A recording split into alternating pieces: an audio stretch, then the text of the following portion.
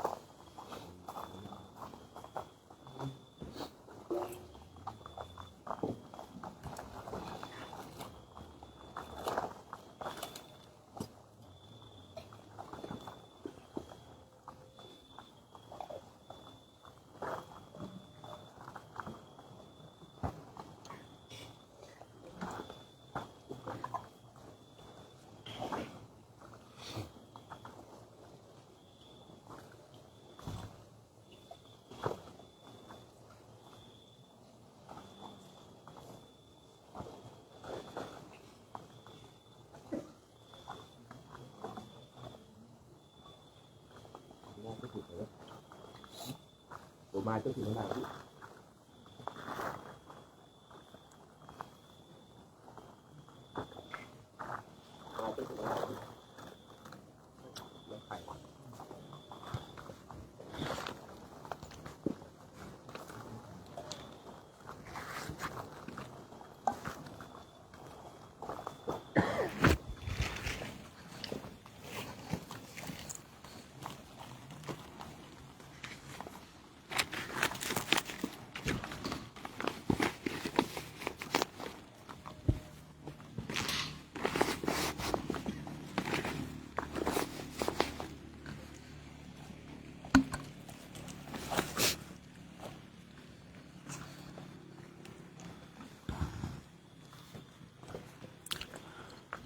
ตัวหนึ่งประตูสอง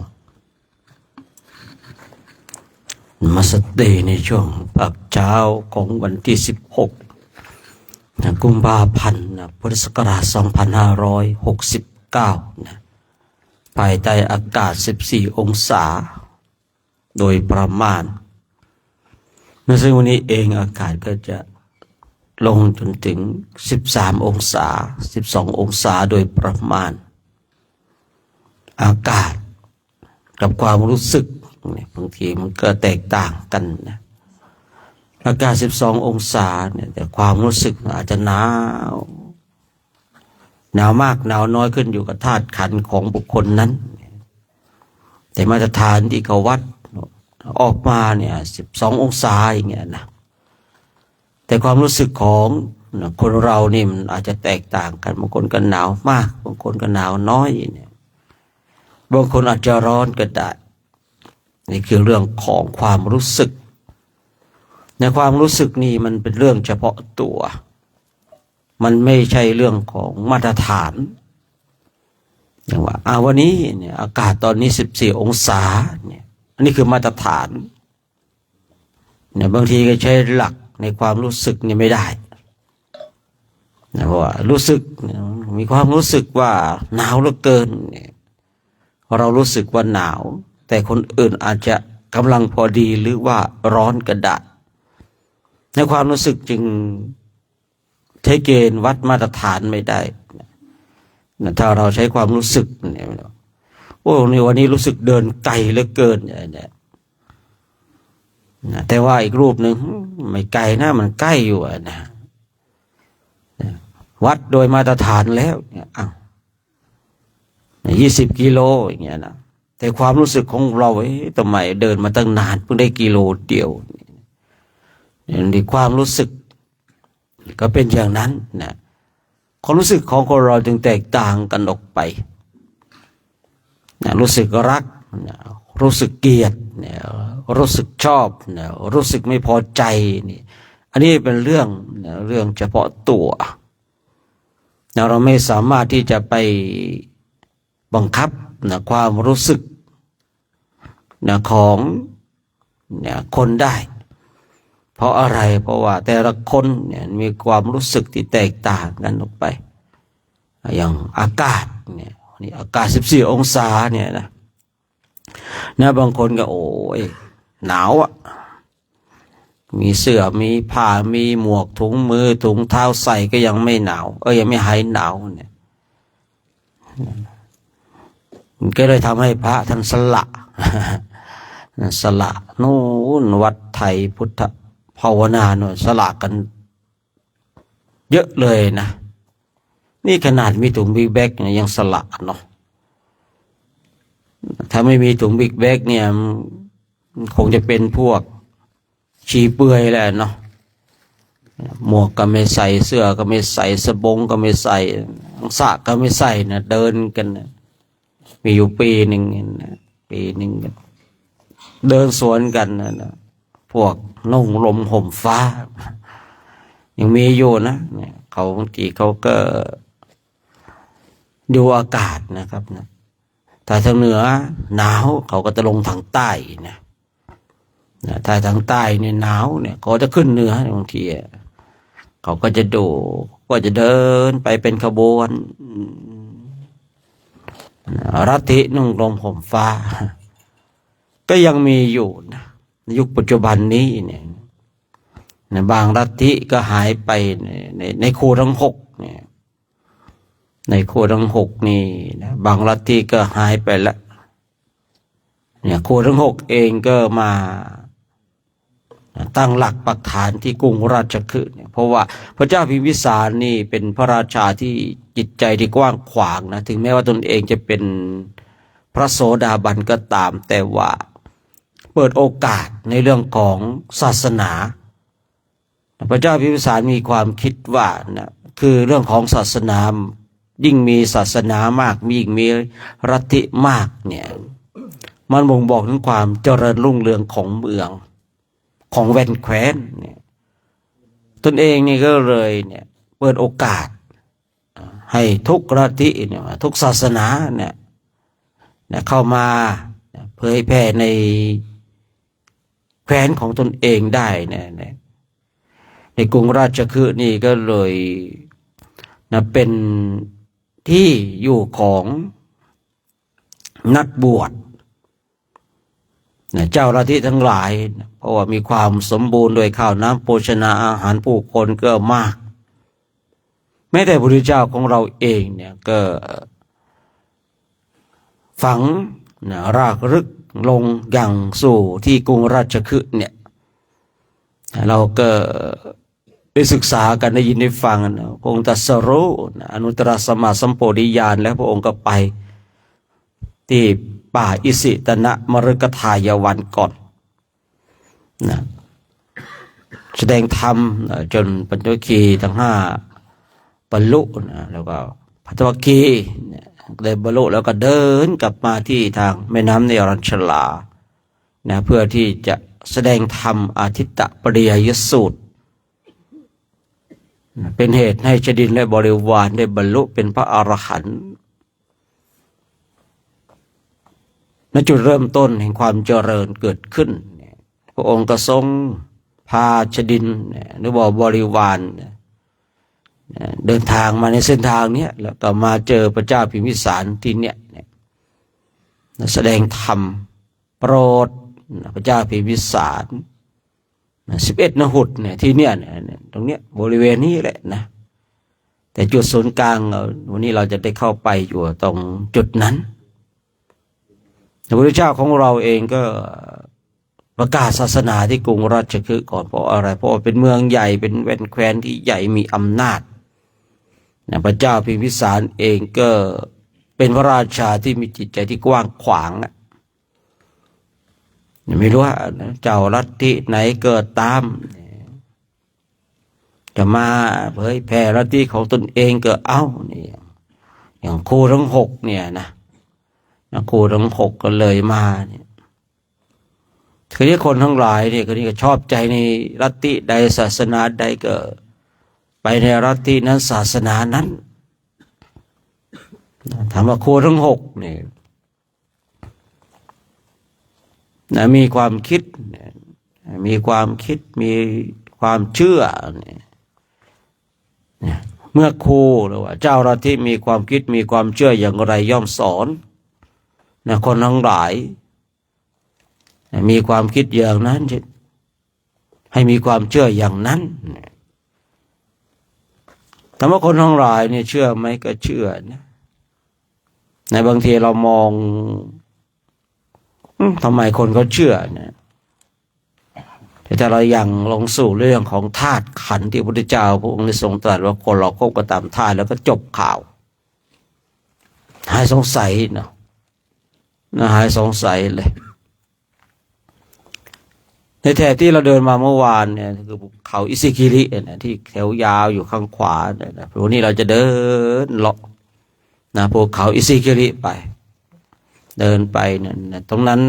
ฝั่งนู้นก็จะเป็นที่อยู่ของพวกฤาษีชีไพรอุทกดาบทเนี่ยอยู่ที่เนี่ยภูเขาอิซิคิริเนี่ยพอเป็นเพียรเนาะฝั่งนี้เนี่ยเป็นที่อยู่ของคือเราถ้าเราเข้าไปในเมืองนะเราเข้าไปในเมืองเข้าไปตรงที่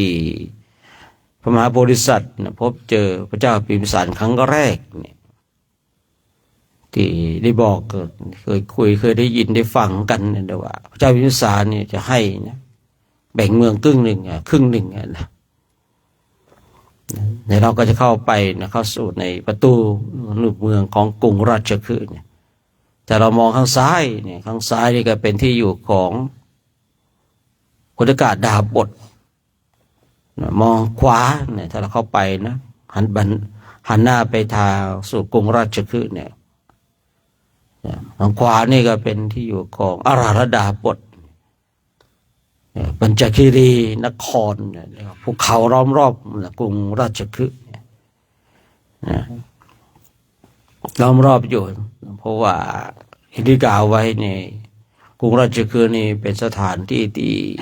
ผู้บำเพ็ญเพียรเจ้าลัทธิทั้งหลายได้มาฝึกฝนได้มาอบรมได้มาเผยแผ่ศาสนาของตนเองได้มาเผยแผ่ลัทธิของตนเองในกรุงราชคฤห์จึงมีเรื่องราวมากเหลือเกินมากเหลือเกินกรสาวกเบื้องซ้ายเบื้องขวาก็เกิดขึ้นที่นี่เราได้ศึกษาได้พระไตรปิฎกมาได้อ่านมาว่ากรุงราชคฤห์นี่เยอะมีเรื่องพูดเรื่องคุยเรื่องที่พระเจ้าทรงแสดงที่นี่เองอย่างนั้นที่ว่าเป็นสวนตันหนุ่มเนี่ยพระเจ้าทรงแสดงธรรมที่ผมเคยคุยในครั้งก่อนที่อยู่ในประเทศไทยเนี่ยพระเจ้าเนี่ยพระองค์ทรงแสดงธรรมจุดเริ่มต้นโดยส่วนมากเนี่ยที่อนุบุพิกถาเนี่ยนะพรรณนาเรื่องการให้ทานพระองค์เนี่ยระดับพระพุทธเจ้านะคุยเรื่องทานในยุคปัจจุบันของเรานะผมเคยได้ยินนะโยมเขาว่าพระรูปใดคุยเรื่องทานนะพระรูปนั้นใช้ไม่ได้ว่าปาโถระดับพระพุทธเจ้าเนี่ยคุยอนุบุพิกถาเริ่มต้นด้วยทานนะในยุคปัจจุบันเนี่ยคนทั้งหลายอาจทานนะคือพูดง่ายๆว่ายุคปัจจุบันของเราเนี่ยพยายามจะพูดคุยนะเรื่องจิตเจตสิกนิพพานรูปไปเลยอัปเกรดตัวเองว่ารู้สึกว่าคนทั้งหลายก็จะได้ดูดีว่าโอ้คนนี้เนี่ยดูดีเหลือเกินแม่ศึกษามาดีคุยเรื่องทานเนี่ยมันใช้ไม่ได้ระดับเราเนี่ยต้องคุยจิตเจตสิกนิพพานรูปแต่ลองไปศึกษา ศึกษาพระพุทธเจ้านะพระเจ้าพระองค์ทรงแสดงเรื่องอะไรนะอนุบุพพิกถาเนี่ยเริ่มต้นด้วยทานที่บางคนบางท่านเนี่ยดูถูกทานเราเนี่ยมันต้องคุยนนจิตเจตสิกนิพพานรูปไอ้ผู้แสดงก็ยังโกรธนะโกรธมากด้วยนั่นเองขณะคุยเรื่องจิตเจตสิกนิพพานรูปแต่พระเจ้าทรงแสดงอะไรเนี่ยดูตรงจุดเนี้ยอนุบุพพิกถาที่เริ่มต้นด้วยทานจบลงด้วยอริยสัจสี่เป็นเหตุให้คนทั้งหลายได้บรรลุธรรมมากเหลือเกินที่ตรงจุดเนี้ยเนี่ยพระอรหันต์นี่อุบัติขึ้นเป็นแสนนะครับผมยังกล้าพูดนะที่บอกว่าพระอรหันต์ที่อุบัติขึ้นในโลกนี้เนี่ยที่มาในฝ่ายของการฟังธรรมแล้วได้บรรลุธรรมเนี่ยมีมากเหลือเกินถ้ามาในฝ่ายผู้บรรลุธรรมในฝ่ายของเดินจงกรมนั่งสมาธิมีน้อยนิดนะครับไม่รู้จะถึงแสนหนึ่งหรือเปล่าก็ไม่รู้นะที่เดินจงกรมภาคเพียรภาวนาจนได้บรรลุเป็นพระอรหันต์เนี่ยแต่มาในฝ่ายของที่บรรลุธรรมในฝ่ายของการยินได้ฟังธรรมที่พระเจ้าทรงแสดงธรรมเนี่ยแค่ตรงนี้ก็เป็นแสนแล้วเนี่ยออกมากันเนี่ย110,000ว่า11นะหุดว่านะอีก10,000นั้นนับถือพระรัตนตรัยเนี่ยมีพระพุทธมีพระธรรมมีพระสงฆ์ตลอดชีวิตเลยมั่นคงเลยมั่นคงในศาสนาอย่างบางคนเนี่ยอุบาสกอุบาสิกาเนี่ยบางทีก็ยังมีความเคลือบแคลงสงสัยอยู่ก็ข้าพเจ้าขอพยานตนเป็นอุบาสกเนี่ยเป็นอุบาสิกาอุบาสกอุบาสิกาเนี่ยพวกนั่งใกล้พระรัตนตรัยเนี่ยคฤหัสถ์เนี่ยเป็นผู้ที่ตกต่ำก็เรียกว่าคฤหัสถ์เนี่ยเป็นผู้ที่ตกต่ำแต่ไม่ได้ตกต่ำแล้วที่ผมเคยคุยนะว่าตกต่ำเนี่ยไม่ได้ตกต่ำจากมรรคจากผลนะแต่ตกต่ำนะจากบางสิ่งบางอย่างไปไม่ได้ตกต่ำจากทานไม่ได้ตกต่ำจากศีลไม่ได้ตกต่ำจากการภาวนาแต่ว่าเพศนี่เดียวว่าคือบางคนปฏิญาณตนข้าพเจ้าต้องจำข้าพเจ้าไว้เถิดข้าพเจ้าขอเป็นคฤหัสถ์แล้วเนี่ยคือตกต่ำโดยส่วนมากคำนี้เขาจะใช้กับพระภิกษุสงฆ์ที่บอกลาสิกขาบท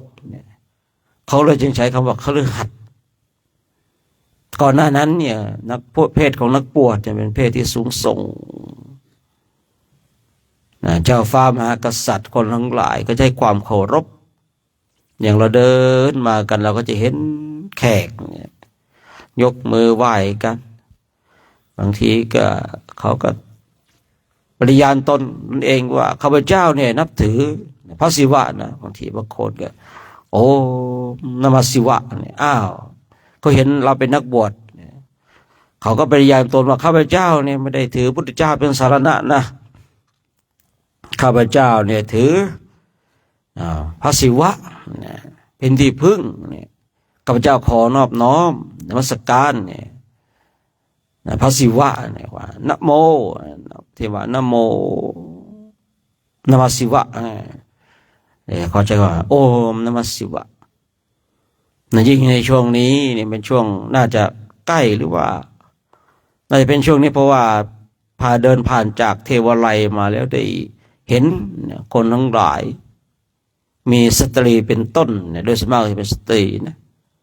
แต่อยู่ตามเทวไลยนะผมก็ไม่ได้เปิดดูว่าช่วงนี้มันอยู่ในช่วงของศิวราตรีหรือเปล่าแต่ที่เขาเปิดกันเนี่ยจับใจความได้ว่าเขาภาวนา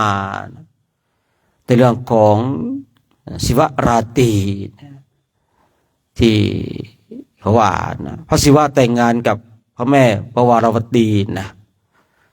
คือแต่งงานกันเนี่ยเขาก็เลยเนี่ยผู้หญิงก็เลยมาสวดมนต์กันอ้อนวอนที่เราเดินผ่านมาเราเห็นเนี่ยอันนี้ผมไม่แน่ใจว่าช่วงนี้เนี่ยคงจะเป็นช่วงนี้แหละนะ ที่ถึงในช่วงของศิวราตรีนะที่เขาบอกว่าพระศิวะแต่งงานกับพระแม่ปวารวดีนะแต่งงานเขาก็เลยเนี่ยโดยผู้หญิงเนี่ยที่อินเดียที่นับถือฮินดูเนี่ยเขาก็จะมาสวดอย่างที่เราเดินผ่านมาเมื่อวานเนี่ยยินสวดกันสาธยายกันผู้หญิงก็มาสวดมาอ้อนวอนถ้าคุยตามภาษาของเราก็สวดให้ผัวรักนะบางคนก็สวดขอผัวประมาณนั้นนะคุยตามภาษาของเราง่ายๆนะสวดให้ผัวรักนะอย่างของบ้านของเราอยากให้ผัวรักกันต้องทำอะไรนะสัมเสน่ห์ยาแฝดจะว่าอะไรหงร่อนมังกรบินอย่างเงี้ยผมก็พอเข้าใจอยู่นะทำอะไรนะหงร่อนมังกรบินทางว่าเราทางโน้นเนี่ยทางนี้เขาก็สวดไปเนี่ยว่าศิวราตรีนะผู้หญิงเขาก็มาสวดกันสาธยายกันมาสวดกันมาสาธยายเปิดลำโพงกันอย่างที่เดินผ่านมาเมื่อวานเนี่ยก็สวดกันนะสาธยายกันนะว่ากันไปนะศิวราตรีเนาะพระศิวะแต่งงานก็เนี่ยเขาก็ปริญญาณตนว่าตนเองเนี่ยนับถือพระศิวะนะบางทีก็โอมศีรามเมื่อวานเจอนะเจอทั้งสองคำเลยนะแล้วก็ศีรามด้วยข้าพเจ้าถือเนี่ยนะศีรามคือนับถือนะพระรามนะถือพระรามนั่นเลยโอมศีรามนะก็เรื่องของรามเกียรติ์นะเนาะทศกัณฐ์เข้ามาเนี่ยเราเดินผ่านมาเขาก็เห็นเราเป็นนักบวชนะเขาก็เลยปริญญาณตนให้รู้ว่าข้าพเจ้าเนี่ยถือพระศิวะนะข้าพเจ้าถือศีรามนะ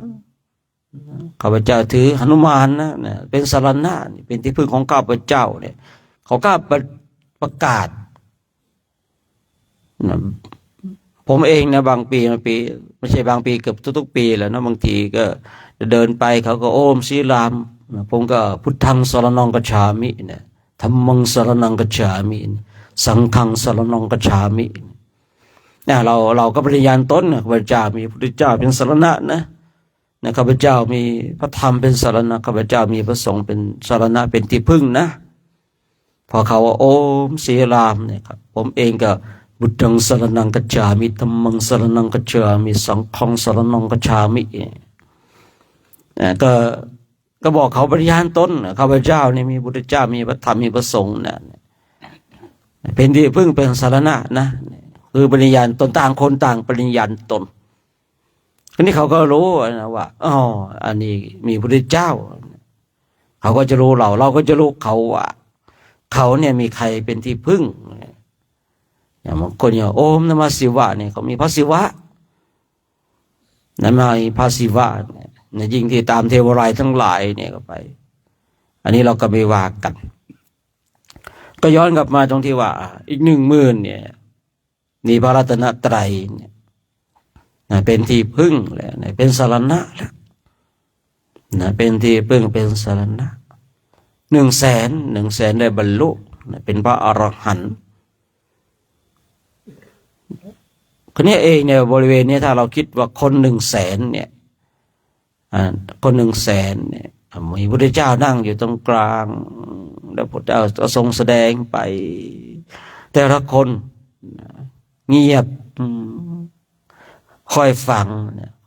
ว่าพระเจ้าจะทรงแสดงเรื่องอะไรสมัยก่อนถ้าเราเอาในยุคปัจจุบันนี้มาเปรียบเทียบเนาะเพราะว่าคนยุคปัจจุบันนี่คือพูดง่ายว่าเวลาเข้าสู่ที่ประชุมกับพูดคุยกันเพียงแต่ขยับเนื้อขยับตัวเนี่ยสมมติว่าขยับเนื้อขยับตัวสัก10,000เนี่ยขยับพร้อมกันเนี่ยมันก็ดังใช่หรือเปล่านะตรรกะในปัจจุบันเนี่ยเพียงแต่ขยับตัวเนี่ยพร้อมกันสัก10,000นะเสียงมันก็ดังเนี่ยแต่ว่าในคราวครั้งนั้นเนี่ยคนทั้งหลายเนี่ย แม้แต่การขยับตัวก็ไม่มีแม้แต่เสียงกระแอมกระไอก็ไม่มีมันก็เลยเสียงมันก็เลยสงบนิ่งเสียงพุทธเจ้าเวลาที่องค์ทรงแสดงเนี่ยพระธรรมเทศนาที่ว่าด้วยอนุปุพพิกถาเริ่มต้นโดยทานเนี่ยเริ่มต้นโดยทานเนี่ยก็เลยดังแต่ละคนเนี่ยจิตเนี่ยมีสมาธิด้วยนี่ที่ผมบอกบางทีก็ขนาดเนาะที่เคยเล่าให้ฟังเนี่ยใบไม้ร่วงมันยังดังเลยจะกล่าวใหญ่กับเสียงคนนะคือพูดง่ายๆถ้าต้องตรงจุดนี้นะถ้าว่าผู้ฟังเนี่ยจิตมีสมาธินะเสียงไม่ต้องมีเครื่องขยายก็ได้นะเสียงคุยปกติเบาๆถ้าจิตของผู้ฟังมีสมาธิเนี่ยเสียงนั้นมันจะเข้าไปอย่างลึกนะสู่จิตใจนะผมเลยไม่แปลกใจหรอกว่าในคราวที่พระเจ้าทรงแสดงแต่มีพุทธบริษัทมาฟังมากคนด้านหน้าได้ยินอย่างไรชัดเจนอย่างไรคนที่อยู่ท้ายบริษัทก็ได้ยินเช่นนั้นเนี่ยเพราะอะไรจิตผู้ฟังมีสมาธิถ้าจิตผู้ฟังไม่มีสมาธิก็ไม่สามารถจะบรรลุธรรมได้ใช่หรือเปล่ายิ่งสมาธิที่เกิดขึ้นเนี่ยเป็นเหตุให้ได้บรรลุธรรมแล้วมันต้องเป็นสมาธิที่แบบแนบแน่นชัดเจนคราวนี้คนในยุคปัจจุบันของเราเนี่ยว่าเป็นไปไม่ได้หรอกถูกต้องที่ในยุคปัจจุบันเนี่ยเป็นไปไม่ได้เพราะอะไรหนึ่งเนี่ยเวลาที่นั่งเข้าสู่ที่ประชุมขยับซ้ายขยับขวาเนี่ยเดี๋ยวเราลองก็ได้เนี่ยลองทุกคนเนี่ยแต่วันนี้ไม่ต้องลองนะขยับไปเนี่ยก้อนหินมันกระทบกันก็แกะไอ้แค่60-70ชีวิตเนี่ยพร้อมกันก็อย่าว่าแต่เครื่องเสียงที่ใช้นี่เลยนะให้เครื่องเสียงอยู่ประจำตัวของเราเนี่ยบางทีติดกับหูของเราบางทียังไม่ได้ยินเลยเนี่ยบางทีเราเอาง่ายๆนะบางทีจิตไม่มีสมาธิเดินไปขนาดเราใช้บลูทูธเนี่ยใส่หูของเราฟังไปบางทียังไม่รู้เรื่องเลยนะมันดังอะไรมันดังยังไงเพราะจิตมันไม่มีสมาธิที่คนในยุคปัจจุบันที่เขาเถียงกันว่าเป็นไปไม่ได้หรอกคน100,000เนี่ยโอ้จำนวนมากเหลือเกิน110,000นี่จำนวนมากเหลือเกินนะพระเจ้าทรงแสดงเนี่ยปกติเสียงของคนเนี่ยพระเจ้าก็ถ้ากับมนุษย์คนหนึ่งเหมือนกันนะการพูดการคุยก็เราก็ใช้ตรรกะง่ายๆนะเหมือนมนุษย์ทั่วไปธรรมดาทั่วไปนะนี่คนทั้งหลายในยุคของเราเป็นไปไม่ได้110,000เนี่ยมันนั่งหัวเข่าชนกันชิดกันพระเจ้านั่งอยู่ตรงกลางแล้วก็คนทั้งหลายนั่งล้อมพระเจ้าก็ทรงแสดงธรรมเป็นไปไม่ได้หรอกนะใช่เนี่ยยุคปัจจุบันของเราที่มีความคิดเช่นนั้นถูกต้องเพราะอะไรนะแต่บางทีเขาก็ไม่ได้เข้าใจในเรื่องของสมาธิเขาไม่รู้หรอกว่าความสงบและความสงบเป็นเช่นไรเนี่ยอย่างพระเจ้าชาติศัตรูเนี่ยที่หมอชีวโกมารพัฒน์เนี่ยพาไปที่ชีวกอัมพวันเข้าไปชีวกเธอลวงเรามาฆ่าหรือไหนว่าเธอว่ามีพระภิกษุสงฆ์มากเหลือเกินแต่ทำไมในป่านี้ทำไมเงียบสงบเหลือเกินนี่ขนาดเนาะกระดาษเราลองเอาคำตรงนี้มาเปรียบเทียบเนาะชีวกเธอลวงเรามาฆ่าหรือถ้าเธออยากได้ราชสมบัติทำไมไม่บอกเราลวงเรามาฆ่าทำไมประมาณนั้นนะเพราะอะไรนะพอพระภิกษุสงฆ์ทั้งร้อยนี่อยู่กันเงียบขนาดพระเจ้าชาติศัตรูเนี่ยหวาดระแวงนะนั่นแสดงว่าเสียงเดินก็ไม่มีเสียงกระแอมกระไอก็ไม่มีเงียบวังเวงจนน่ากลัวประมาณนั้นเนาะขนาดระดับพระราชาเนี่ยพระเจ้าชาติศัตรูเนี่ยโอ้เก่งขนาดไหนเนาะยังมีความหวาดระแวงกลัวได้แสดงว่าความเงียบเนี่ยคือความเงียบจนก่อให้เกิดความกลัวได้ก็ไม่ธรรมดานะ คือบางทีถ้าบางคนอยู่ในถ้ำเนี่ยอยู่รูปเดียวเนี่ยอยู่ในถ้ำภาวนาเนี่ยบางทีเนี่ยใหม่ๆเนี่ยมันความเงียบเนี่ยก็ให้เกิดความกลัวได้มันนิ่งโอ้เนี่ยมันจะเหมือนกันคนที่ฟังธรรมเนี่ย110,000เนี่ยคือเขาไม่ได้ขยับเนื้อขยับตัวเนี่ยลมหายใจของเขาก็ปกติไม่ฟืดฟัดดุจคนเป็นหวัดคือคนเราเนี่ยคือจิตที่มีสมาธิทุกสิ่งทุกอย่างในร่างกายเนี่ยมันจะคือพูดง่ายๆว่ามันจะอยู่ในความเหมาะสมที่ถูกต้องลมหายใจในลมหายใจมันก็จะแผ่วเบาก็จิตมีสมาธิเนี่ยเนาะในลมหายใจมันก็แผ่วเบาเข้าออกนะเข้าออกชัดเจนนะแผ่วเบานะลมหายใจเข้าออกก็เบาแล้วลองคิดดูเนี่ยลมหายใจของคนเนี่ยแต่ว่าคนเป็นหวัดเนี่ยหายใจแรงเนี่ยในขณะเรานั่งกันตรงนี้นะบางทีบางรูปนั่งไปก็หายใจแรงเนี่ยแค่รูปเดียวยังแรงมาถึงผมเนี่ยนะเราลองคิดดูนะแต่10,000 รูปเนี่ยหายใจออกแรงๆเนี่ยมันจะดังขนาดไหนเนี่ยแต่ขณะนั้นเนี่ยคนที่110,000เนี่ยคือจิตมีสมาธิลมหายใจมันก็แผ่วเบาเข้าออกได้ดีนะคือในช่วงหนึ่งมีคนเถียงกันนะคนเถียงกันในเรื่องของเนี่ยพระเจ้าทรงแสดงธรรมนะโปรดพระเจ้าพิมพิสารเนี่ยนะว่าตั้ง110,000ว่า11 นหุตเนี่ยได้ยินได้อย่างไรเนาะอันนี้เราก็ว่ากันไปเนาะในช่วงภาคเช้าของวันนี้เนี่ยเช้าของวันนี้ก็ได้พูดได้คุยได้สนทนากันนะเราท่านทั้งหลายก็อยู่ภายใต้อากาศนะ13-14 องศานะถ้าเรามีเสื้อจีวรผ้าสังฆาติเอาอยู่นะครับนะผมก็ใส่เสื้อ1 ตัวแล้วก็จีวรแล้วก็มีผ้าผืนนี้นะผ้าคลุมไหล่ผืนนี้ก็ยังไม่หนาวถึงขนาดต้องใส่หมวกนะในสำหรับผมนะในความรู้สึกของผมยังไม่หนาวถึงขนาดต้องใส่หมวกนะยังไม่หนาวถึงขนาดต้องใส่ถุงเท้านะ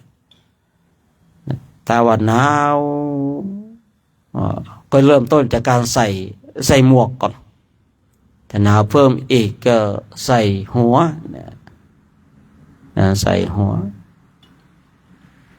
ถ้าหนาวมากเนี่ยก็ใส่ถุงเท้าอีกนิดนึงก็ใส่ถุงมือนะใส่ถุงมือตอนนี้ก็ยังโออยู่เนาะเพราะว่าอากาศจริงๆมันก็ไม่ได้หนาวอะไรมากมายเนาะเพียง13-14 องศาเนี่ยเสื้อที่เราใส่นะจีวรแล้วก็ผ้าสังฆาติยังเอาอยู่นะครับผมยังเอาอยู่ดังนั้นก็ในช่วงภาคเช้าของวันนี้ก็คงจะพร้อมแหละเนาะคงจะพร้อมกันคงจะพร้อมเมื่อกี้เห็นเนนมิกกับวายันเพิ่งมากันนะทำอะไรกันมาสายแท้นะต้องมีมาตรการแหละนะไปต้องมีมาตรการสวดมนต์กล่อมก่อนนอนกันแหละเนาะรู้สึกว่าน้ำไขข้อมันเริ่มเข้าไขไม่ค่อยเก็บขยื่นแล้วเนาะความกระตือรือร้นเนี่ยบางสิ่งบางอย่างเนาะครูบาอาจารย์พระเดชพระคุณหลวงพ่อเนี่ยคือเป็นห่วงพระเนี่ยโอ้ยเรามีถุงนอนก็เป็นอะไรนะเสียบไฟได้เป็นถุงนอนอุ่นเนาะสงสารเนนหลวงพ่อไปหาซื้อ power bank มาถวายเนนผมก็ยังโอ้โหหลวงพ่อห่วงแต่เนนไม่ห่วงผมเลยนะไม่เคยถามว่าโชคมี power bank ไหมไม่เคยเลยนะโน่นไปห่วงเนนโน่นเนนก็ตื่นสายจังเลยนะอุ่นไงอุ่นนะหลวงพ่อนะวันแรกกันนะวันแรกนะเดี๋ยวผมเดินไปส่งต้องแม่น้ำในรัญชลานะแล้วผมจะกลับไปหาดู power bank ถวายเนนสักหน่อยนะแม่ไม่ถามเราเลยว่าโชคมีหรือเปล่านะเนนก็ต้อง ตั้งใจปฏิบัตินะครูบาอาจารย์หลวงพ่อเนี่ยต้องหลวงปู่แล้วเนาะเนรนี่ต้องเรียกหลวงปู่เลยนะนู่นเป็นห่วงสามเณรขนาดไหนนะกลัวเนรจะหนาวกันกลัวพระจะหนาวนะครับกลัวพระจะหนาวเนี่ยแต่ความเป็นห่วงของครูบาอาจารย์บางทีก็ฆ่าลูกศิษย์เหมือนกันนะเช่นอุ่นเกินไปนะอุ่นเกินไปกันนอนเพลินนี่ครับผมนะนอนเพลินเนี่ยก็เลยไม่อยากจะลุกนะหนาวเนี่ยบางทีนะหนาวแล้วมันทำให้เราตื่นแต่ว่าอุ่นเนี่ยทำให้เราเพลินหลับนะเนาะยังไงมึงสิ่งมึงอย่างต้องมีมาตรการแหละนะการคือผมเองเนี่ยคือหรือยังไงบางทีเลยชดเชยนะบางทีเนี่ยชดเชยรู้สึกว่าพระคุณเจ้าเรามีกำลังมากเนี่ยจากใกล้ก็เดินไกลจากไกลก็ทำให้เดินใกล้ได้คือถ้าเดินให้ผมสงสารเนี่ยผมจะรัดให้มันใกล้นะแต่ถ้าว่าเดินแล้วรู้สึกไม่น่าสงสารเลยนะจากใกล้ให้ไปไกลนะวันนั้นหลวงพี่เต้บอกว่า33 กิโลว่างั้นนะเมื่อวานวันก่อนนะเนาะว่างั้นนะจริงหรือเปล่าก็ไม่รู้นะว่าผมวัดแล้วเนี่ย33 กิโลนะแต่ถ้ามาในเส้นทางที่ปกติ26 กิโลนะก็คงจะน่าจะใช่เพราะว่าเราถึงมือระดับนั้นนะแค่คิดเบาๆ4 กิโลชั่วโมงนะทำให้ใกล้ได้ทำให้ไกลได้ไม่ใช่มีฤทธิ์นะครับผมบางทีพระพุทธเจ้าแรงเยอะแล้วก็เดินให้ไกลนะเดินให้ไกลขึ้นนะพระพุทธเจ้าเนี่ยเมื่อวานเดินยิงยาวรดน้ำก็ตามไม่ทันมาเนาะเนี่ยบางทีผมก็เลยบอกว่าน้ำเนี่ยต้องเตรียมไว้เนี่ยน้ำต้องเตรียมอย่าให้มันพร่องเวลาที่เขาจอดที่เติมน้ำเราต้องรีบเติมนะครับผมเมื่อวานนะเจอกันตรงนั้นเนาะว่าไปให้น้อยผมก็กล่าวว่าเหลือสักประมาณสัก6 โลนะ7 โลประมาณนี้ก็จะได้แวะดื่มน้ำปะนะกันไก่อย่างนั้นนะก็อย่างนั้นแต่ที่ไหนได้เนาะเราข้ามมาแล้วปุ๊บโอ้โหรถไปไหนก็ไม่รู้ห่างจากเรา20 กิโลกันนะตรงที่เรานั่งถามเขาให้เขาเช็คตอนนี้อีก5 กิโลถึงคณะและอีก5 กิโลถึงวัดนะผมก็เลยไปวัดเลยก็แล้วกันงั้นนะเอาแน่นอนไม่ได้นะเราจะคิดว่าเรามีรถน้ำตามแล้วเนี่ยจะตามเราตลอดนะเพราะว่าบางที่รถน้ำเข้าไม่ได้นะอย่าชะล่าใจนะครับผมน้ำเนี่ยบางทีเดี๋ยวนะบางปีผมก็บอกว่าเติมน้ำไว้นะครับเติมน้ำไว้บางรูปเนี่ยเก๋าเกมไงไม่เติมเดี๋ยวรถน้ำตามพอไปหยุดพักรถน้ำตามไม่ได้โกรธตัวเองนะครับมาโกรธผมนะมาโกรธผมโอ้ยผมเนี่ยแหมเราก็บอกแล้วใช่หรือเปล่าไม่แน่ใจนะเราเดินไปในบางทีเนี่ยอาจจะหลงบ้างอาจจะเดินผิดในเส้นทางบ้างเนี่ยระหว่างเลี้ยวซ้ายเลี้ยวขวาเลี้ยวซ้ายจะเป็นงูกินหางให้ได้นะอย่างที่เราเข้าในตรอกซอกซอยในบ้านของคนบางทีเนี่ยไม่ไปแวะมาในบางปีเกือบจะเป็นงูกินหางนะคือน้ำเนี่ยบางทีเราต้องเตรียมไว้ตลอดนะครับเพราะว่ามันไม่แน่นอนในการเดินในประเทศอินเดียเพราะว่าเส้นทางมันที่เราเห็นกันนะครับนะบางทีรถมันเข้าไม่ได้นะรถเข้าไม่ได้บางทีน้ำหมดกันหิวแล้วมันก็ไม่ได้โกรธตัวเองเนี่ยมาโกรธผมทำไมไม่หาน้ำให้พระทำไมไม่เตรียมน้ำไว้ให้ผมนั่นมันถึงขนาดนั้นมีนะครับผมไม่ใช่ว่าไม่มีนะเหตุการณ์เหล่านี้เกิดขึ้นแล้วนะฉะนั้นก็ฝากไว้นะไงก็ภาคเพียรนะภาวนานะครับนะเราเห็นแก่หลับแก่นอนเนี่ยอย่าให้มันอุ่นบางทีนะครับฝากไว้ในช่วงเช้าของวันนี้เนี่ยในวันนี้ครบไหมกลุ่ม 1ครบเนาะกลุ่ม 2กลุ่ม 3ล่ะกลุ่มน้ำ 2เนาะ กลุ่มสี่อ่ะใครฮะตาอ้นหลวงอ้นเป็นอะไรอ่ะก็เรียกหลวงตาผมก็อ้นองค์ไหนวะนะโอ้โหเรียกหลวงตาเลยนะเขาจะคุยกับทุนหรือเปล่านะคุณเรียกเขาหลวงตานะ ไม่สบายนะอ๋อถามเรียบร้อยแล้วไม่สบายก็ดูแลกันนะไม่สบายก็ดูแลกันไม่สบายจริงๆก็ส่งกลับอย่างเราไม่ยากนะครับผมไม่ยากเนี่ยครูบาจันเนี่ยส่งเลยนะไม่ไหวก็ส่งกลับง่ายๆนะครับผมเราไม่ได้มีอะไรมากมายนะเผาก็ตายก็เผาที่นี่เขาไม่ให้เผาเลยเนาะถีบลงแม่น้ำคงคาเลยฮะมันก็ไม่ยากนะครับไม่สบายไม่ไหวก็ส่งกลับนะครับถ้าตายก็เผาอยู่ก็ภาวนากันต่อไปทำหน้าที่กันต่อไปเนี่ยของเราบางทีเนี่ยมันเป็นอะไรที่เราจะต้องมาเพียรภาวนากันเนี่ยจริงแต่ป่วยการเมืองเนี่ยนะครับนะ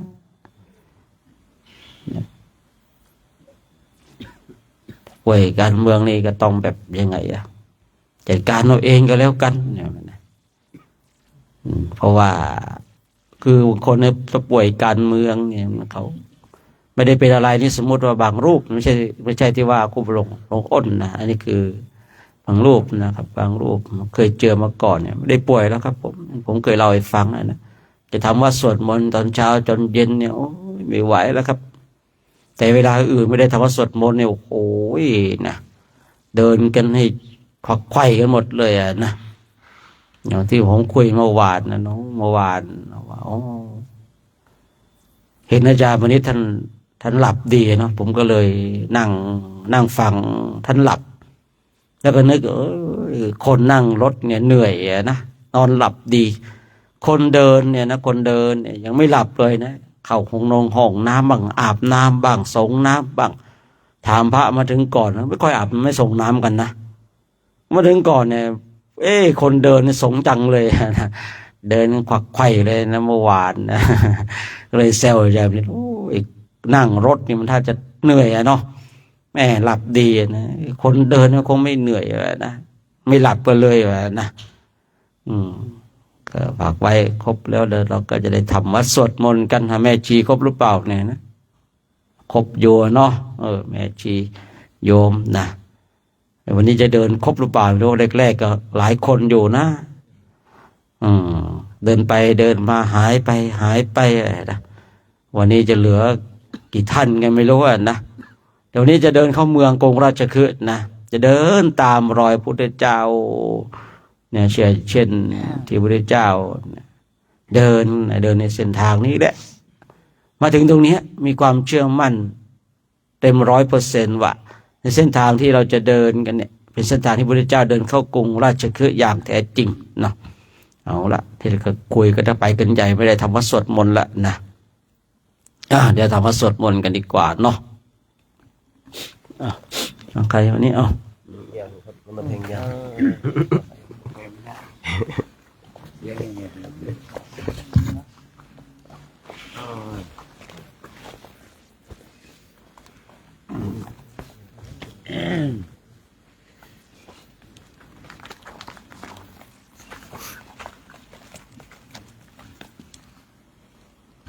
ขอโอกาสเป็นต้นเสียงในการทำวัดสวดมนต์ยามเช้าของวันนี้ก็กราบถวายความเคารพ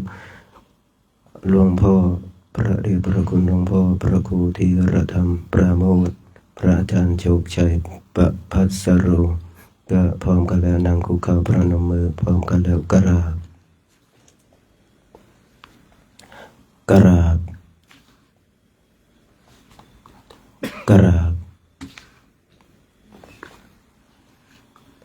โยโสภะคะวะอะระหังสัมมาสัมพุทโธสวากขาโตเยนะภะคะวะตาธัมโม ติปันโนยัสสะภะคะวะโตสาวกสังโฆตัมมยังภะคะวันตังสัทธัมมังสัสสังฆังอิเมหิสการเรหิยะทาระหังอาโรปิเตหิอภิปูชยามะสาธุโนพันเตภะคะวะสุจิระปรินิพพุตโตปิปัจฉิมาชนะตานุกัมปมานัสสะอิเมสการเรทุกขตาปันนาการะภูเตปฏิคันหาตุอัมหากังทีครตังหิตายะสุขายะอะระหังสัมมาสัมพุทโธภะคะวาพุทธังภะคะวันตังอภิวาเทมิกราบสวากขาโตภะคะวะตาธัมโมธัมมังนัมสสามิกราบสุปฏิปันโนภะคะวะโตสาวกสังโฆสังฆังนะมามิกราบหันธรรมยังพุทธัสสะภะคะวะโตปุพพาคณมการังกโรมาสินะโมตัสสะภะคะวะโตอะระหะโตสัมมาสัมพุทธัสสะนะโมตัสสะภะคะวะโตอะระหะโตสัมมาสัมพุทธัสสะนะโมตัสสะภะคะวะโตอะระหะโตสัมมาสัมพุทธัสสะหันธรรมยังพุทธาภิทุติงกโรมาเสโยโสตถาคโตอะระหังสัมมาสัมพุทโธวิชชาจารณะสัมปันโนสุขโตโลกวิทูอนุตตรปุริสธรรมสารถิสัทธาเทวมนุสสานังพุทโธภคะวาโยอิมังโลกังสัทเทวกังสมารกังสัพพะมกังสัสสะมณพรามณิงปัจจังสัทเทวมนุวัสสังสยังอภิญญาสัจฉิกาตวาปเวเทสิโยธรรมังเทเสสิอาทิกัลยานังมัจเฉกัลยานังปริโยสานกัลยานังสัทธังสัพพยัญชนะเกวะละปริปุณังปริสุทธังพระมจริยังปกาเสสิตมหังภะคะวันตังอภิปูชยามิตมหังภะคะวันตังศิรสานะมามิกราบหันธรรมยังธัมมาภิทุติงกโรมาเสโยโสสวากขาโตภะคะวะตาธัมโมสันทิฏฐิโกอากาลิโกเอหิปัสสิโกโอปนัยิโกปัจจตังเวทิตาโพวินโยหิตมหังธัมมังอภิปูชยามิตมหังธัมมังศิรสานะมามิกราบหันธรรมยังสังฆาภิทุติงกโรมาเสโยโสสุปฏิปันโนภะคะวะโตสาวกสังโฆ อุชุปฏิปันโนภะคะวะโตสาวกสังโฆยายะปฏิปันโนภะคะวะโตสาวกสังโฆสมิจิปฏิปันโนภะคะวะโตสาวกสังโฆยะทิทังจัตตาริปุริสยุคานิอัตถปุริสปุคคลาเอสะภะคะวะโตสาวกสังโฆอาหุนายโยปาหุนายโยทักขินายโยอัญชลียกรณิโยอนุตตรังปุญญเขตังโลกัสสะตมหังสังฆังอภิปูชยามิตมหังสังฆังสิรสานะมามิกราบ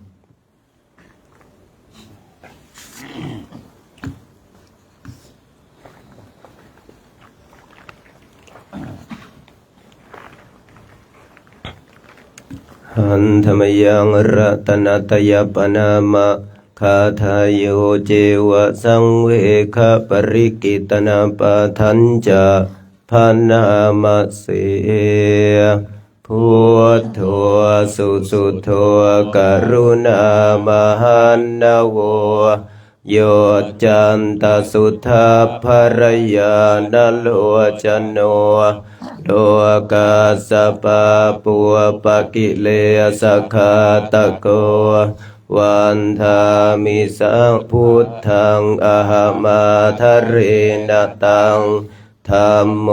ปะทิปววิยตัสสะสัทธุโนโยมาคปะกามตะเพทะพินนโกโลกุตโรโยจตถาทะเทียปโนวันธามิธัมมังอะหะมาทะเรนตังสังโฆสุเขตาภยติเขตสัญญิโตโยทิฏฐสันโตสุขตานุโพธโกโลลาปะหิยโนอริโยสุเมทัสโส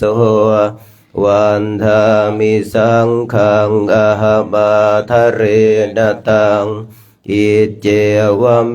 กันตปิปุชนะยกัง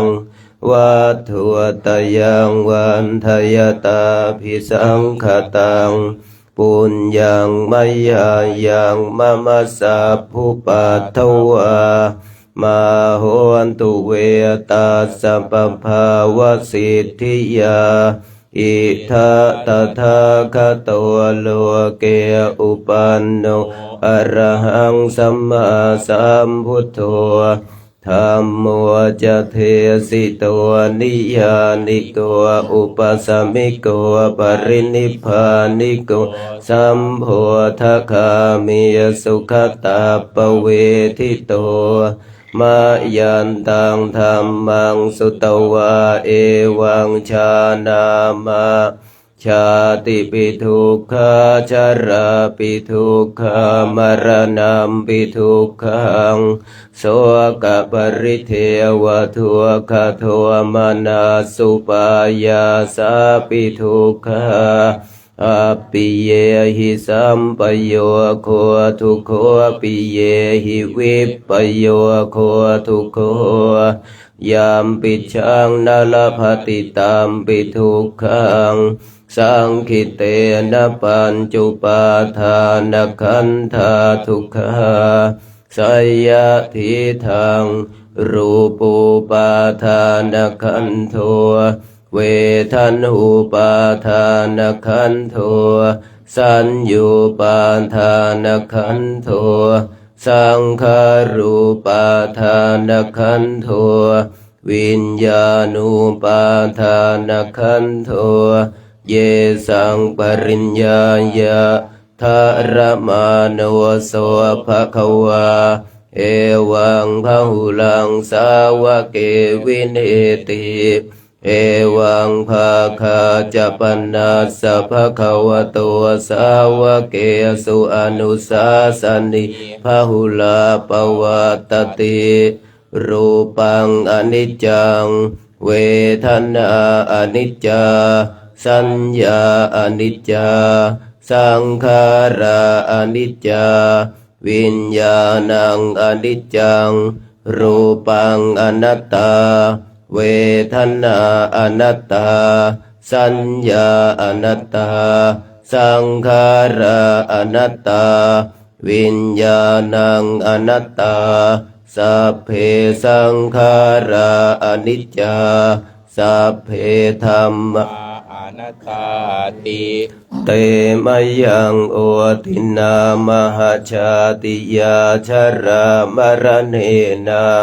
โสเกหิปริเทเวหิทุเคหิโทมนัสเสหิอุปายาเสหิ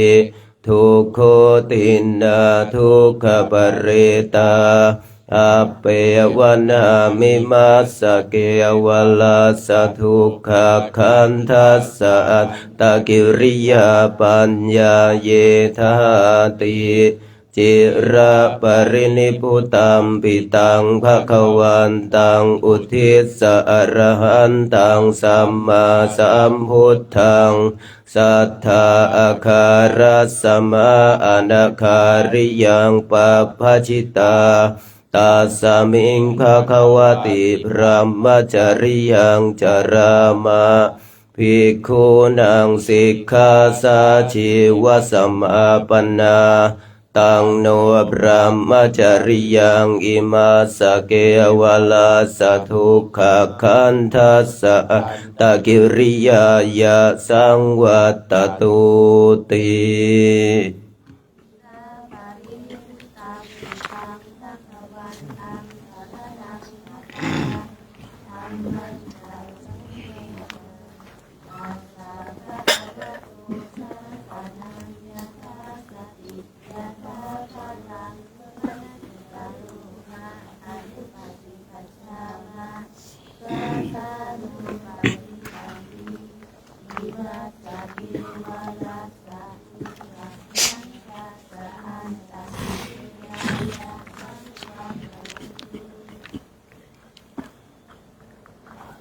นา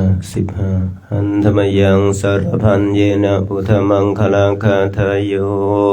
ปนามาเสสัมพุทโธทิปะทังเสโตนิสินโนเจวะมหาชิเมโกนทัญโยปุพพะภาเคจาอาคานายเยจักหัสสะโปสารีปุตโตจันทคิเนหารติเยอุปาลิจาปัจฉิเมปิจานันโทภายเพจะขวัมปติโมคคัลลาโนจะอุตตาเรอิสาเนปิจาราหุโลอิเมโคมังคัลลาพุทธาสัพเพอิทัปปฏิทิตาวันทิตาเตจะอัมเหหิสักการเรหิจะปุชิตาเอเตสังอานุภาเวนะสัพพะโสทิภวันตุโนอิเจวะมัจจันตานามาสนายังนา มาสัมมาโนรัตนาตยังยังปุญญาภิสันทังวิปุลังอรหัตถังตัสสะนุภาเวนะหตันตรายโย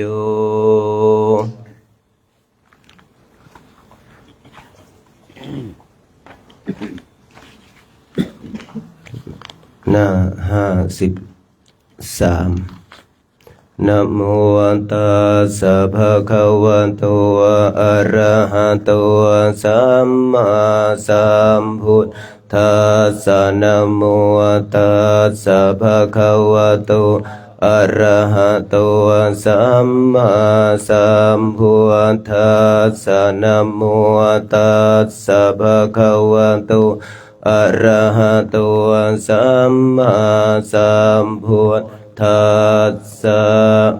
พุทธังชีวิตังยาวานิพพานังสรณังคัจฉามิธัมมังชีวิตังยาวานิพพานังสรณังคัจฉามิสังฆังชีวิตังยาวานิพพานังสรณังคัจฉามิทุติยามปิพุทธังชีวิตังยาวานิพพานังสรณังคัจฉามิทุติยามปิชีวิตังยาวานิพพานังสรณังคัจฉามิทุติยามปิสังฆังชีวิตังยา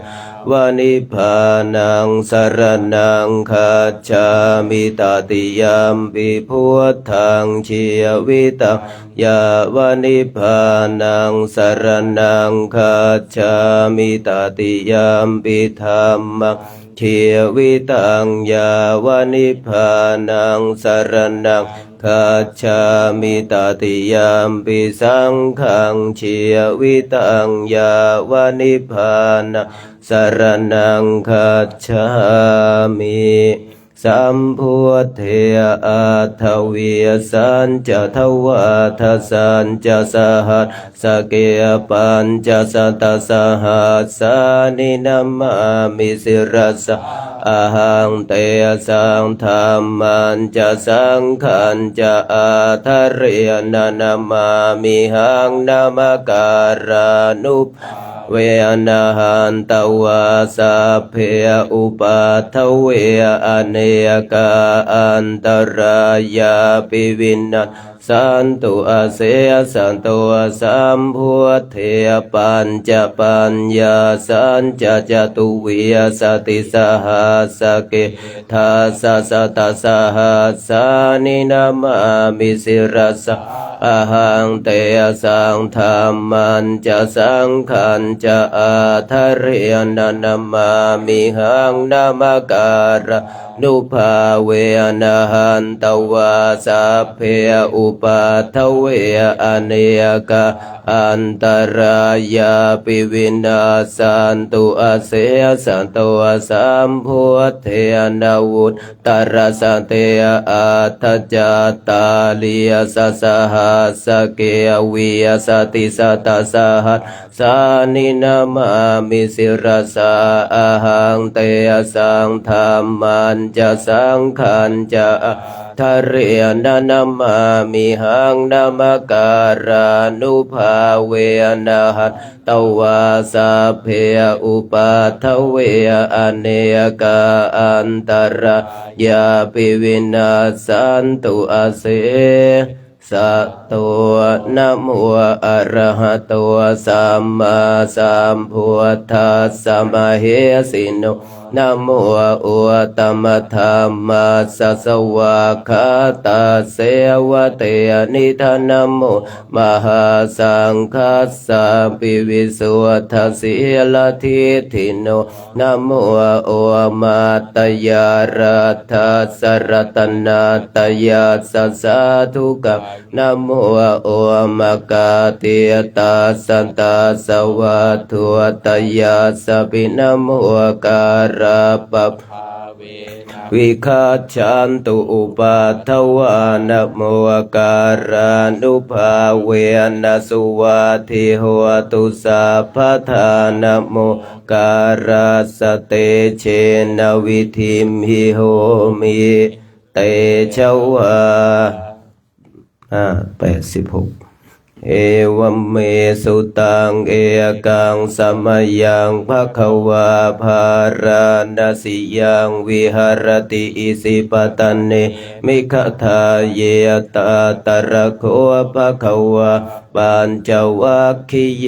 ภิกขุอามันเตสิทเวเมภิกขเวอันตาปะภะชิเตอนันเสวิตาภายโยจายังกาเม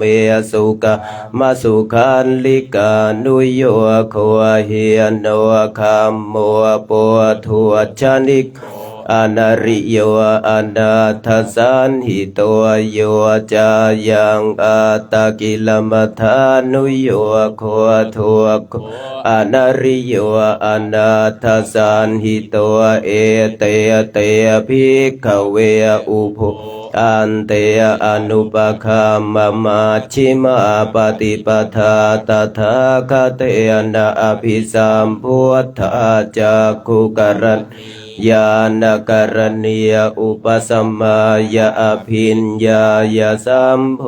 ธายานิพพานายาสังวาตติกตัมมาจัสสาภิกขเวมัชฌิมาปฏิปทาตถาคเตนะอภิสัมพุทธาคุกรณียญาณการณียอุปสัมมายาอภิญญายาสัมโพธายานิพพานายาสัวัตติอายเมวะอริโยอาทังกิกวะมัคโคสัยยะทิทังสัมมาทิฏฐิสัมมาสังกัปปะสัมมาวาจาสัมมากัมมันโตสัมมา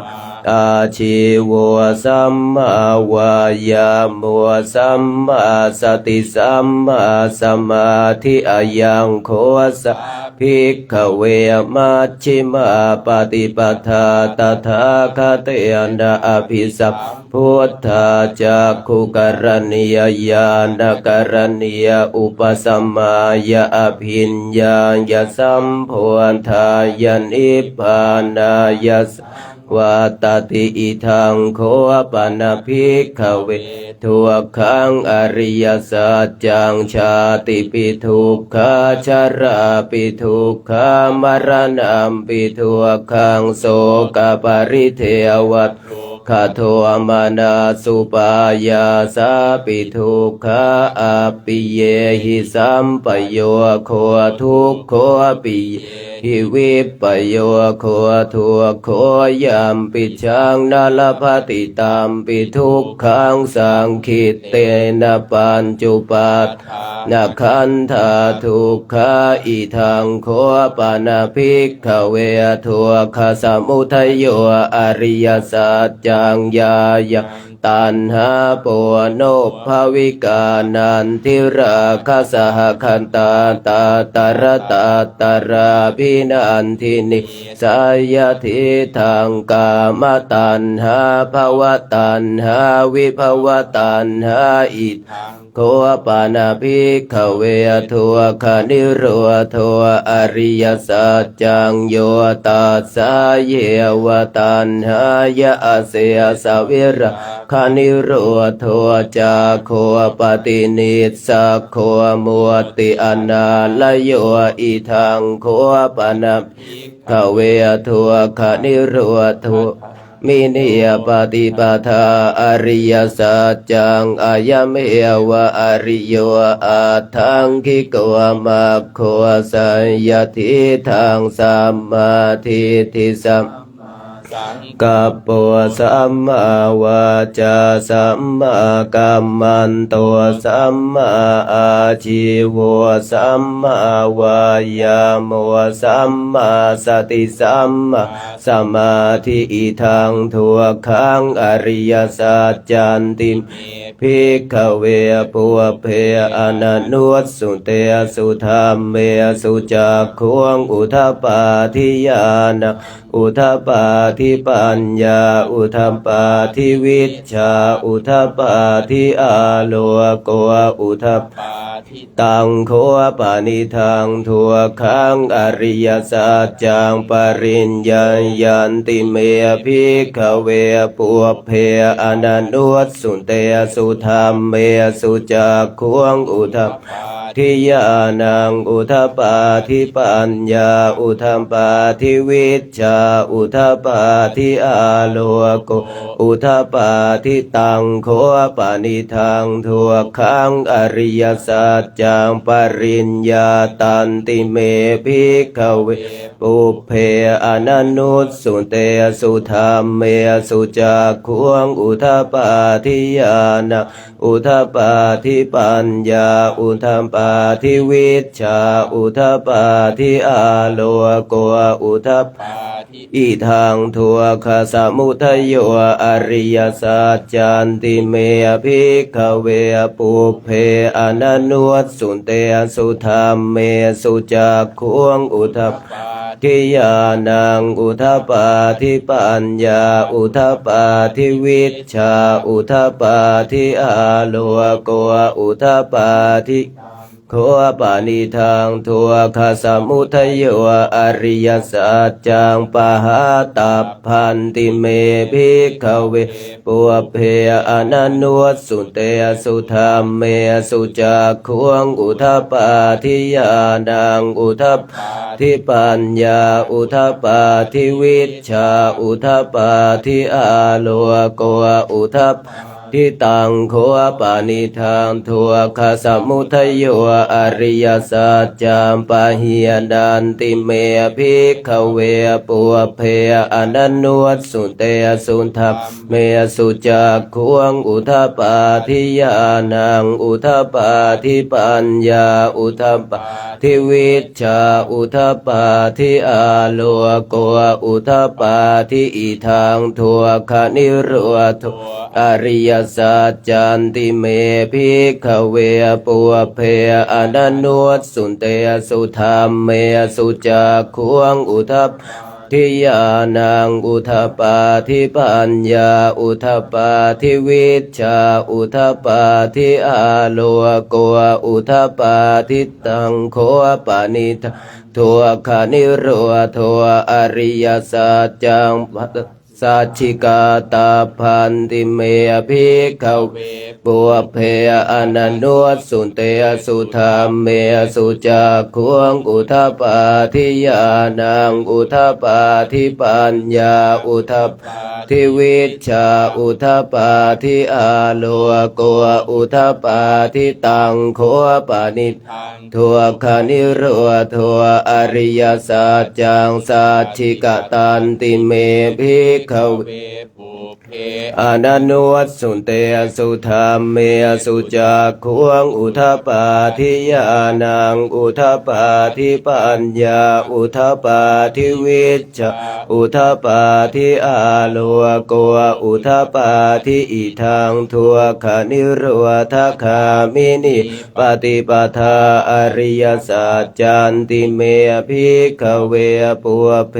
อนันนุสสุเตสุธรรมเมสุ จักขวงอุทปาทิญาณังอุทปาทิปัญญาอุทปาทิวิชชาอุทปาทิอาโลโกอุทปาทิตังโคปานิทุกขานิโรธคามินิยปฏิปทาอริยสัจจังภาเวตาพันติเมภิกขเวปุพเพ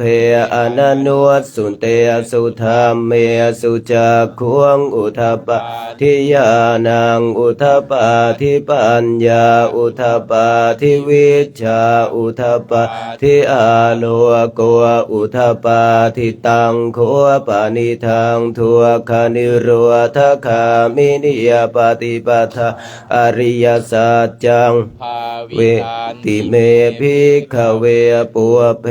อนันโนสุเตสุธรรมเมสุจักขวงอุทปาทิญาณังอุทปาทิปัญญาอุทปาทิวิชชาอุทปาทิอาโล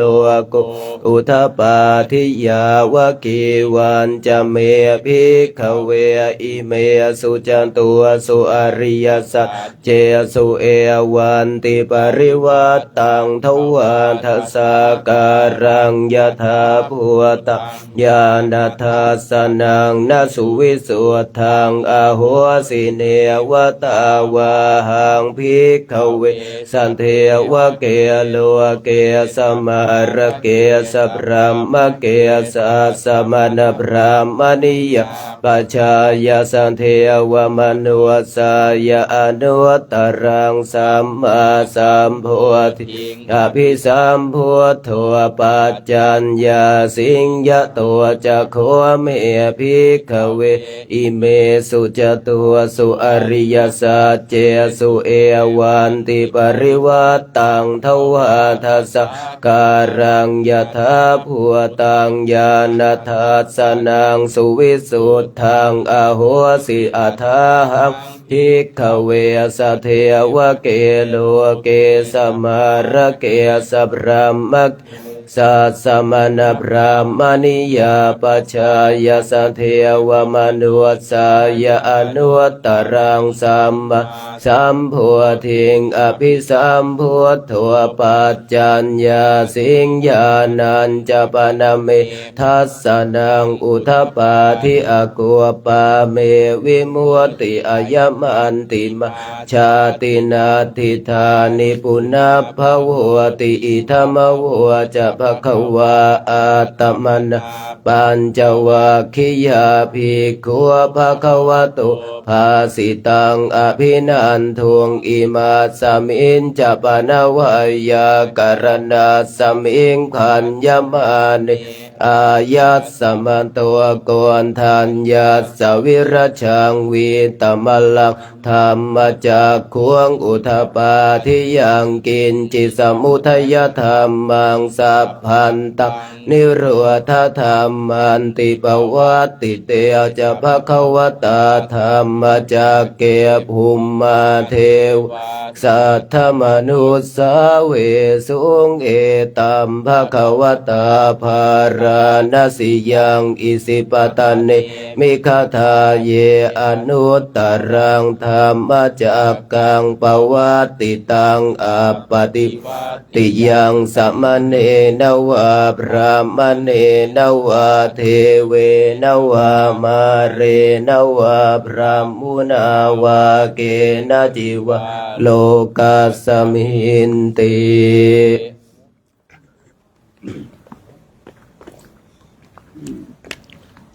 ภูมานังเทวานังสัทธังสุตวาจาตุมมหาราชิกาเทวาสัทธมนุสาเวสุงจาตุมมหาราชิกานังเทวานังสัทธังสุตวาต ตาวติงสาเทวาสัทธมนุสาเวสุงตาวติงสานังเทวานังสัทธังสุตวายามาเทวาสัทธมนุสาเวสุงยามานังเทวานังสัทธังสุตวาตุสิตาเทวาสัทธมนุสาเวสุงตุสิตานังเทวานังสัทธังสุตวานิมมานารติเทวาสัทธมนุสาเวสุงนิมมานารตินังเทวานังสัทธังสุตวาปรณิมมิตวาสวัตติเทวาสัทธมนุสาเวสุงปรณิมมิตวาสวัตตินังเทวานังสัทธังสุตวาพระมปริสัชชาเทวาสัทธมนุสาเวสุงพระมปริสัชชานังเทวานังสัทธังสุตวาพระมปโรหิตาเทวา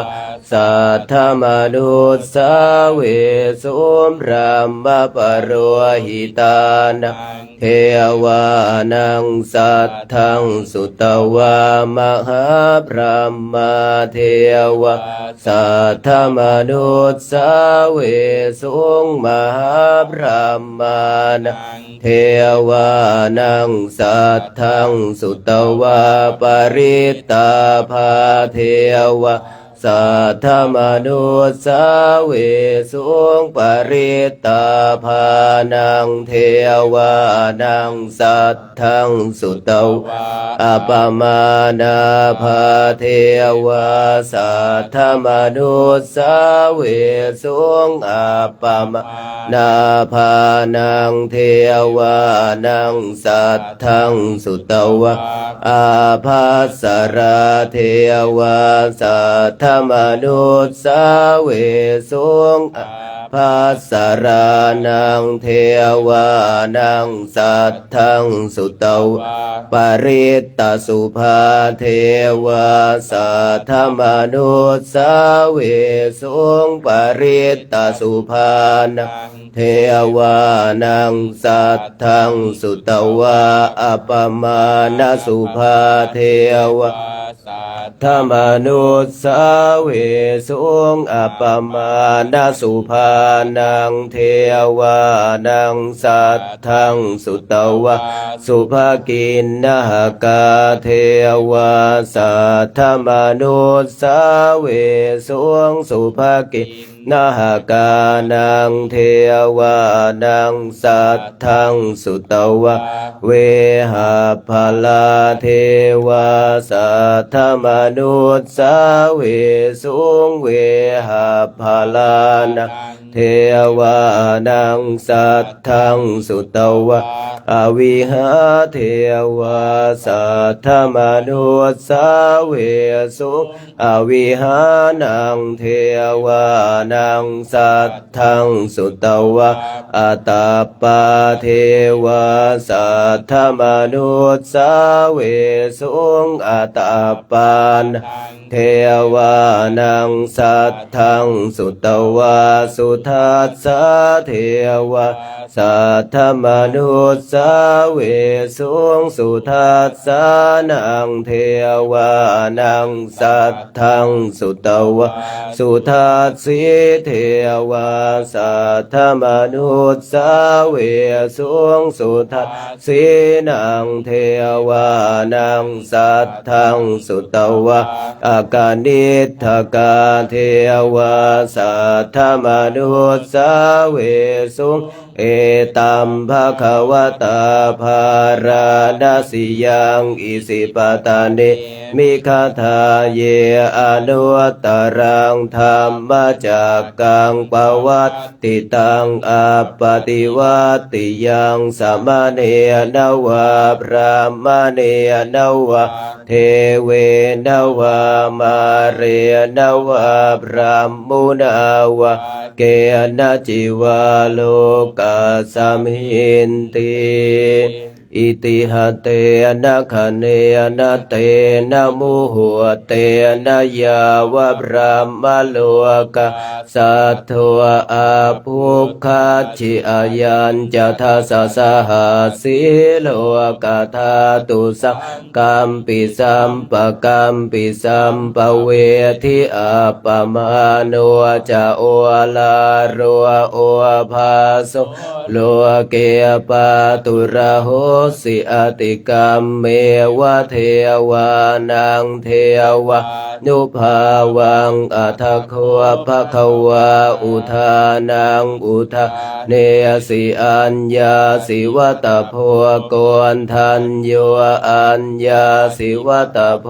โกนทันโยติอิติหิทังอายัสสะมะตัวโกนทัญญาสะอัญญาโกนทันโยตเววนามังอโหสิติเอวเมสุตังเอกังสมยังภควาสาวัตถิยังวิหรติเชตวันเนอนาถปินทิกาสารามิตตระโคภควาภิกขุอามันเตสิภิกขวติภัทธันเตติเตภิกขุภควโตปัจจัสโสสุงภควาเอตทะโวจาเมตตายาภิกขเวเจโตวิมุตติยาอาเสวิตายาภาวิตายาภาหุลิกันตายายานิกันตายาวัตถุกันตายาอนุทิตายาปริจิตมาราธายาเอกันทัสสานิสังสาปาติกังขากตัมเมเอกันทัสสะสุขังสุปฏิสุขังปฏิพุชชตินัมปาปะกังสุปินังปัสสติมนุสสานังปิโยโหติอมนุสสานังปิโยโหติเทวตาราคันตินาสะคิวาวิสังวาสัทธังวากรรมติตุวตังจิตตังสัมมาทิยติมุขวันโนวิปัสสิยทัติอาสัมมุลโหกาลังกรวนติอุตริอาปติวิชันตัวพระมโลกุปะโคโหติเมตตายาภิกขวเจโตวิมุตติยาอาเสวิตายาภาวิตายาภาหุลิกตายายานิกันตายาวัตถุกันตายาอนุทิตายาปริจิตายาสุสมารัตถายาอิเมเอ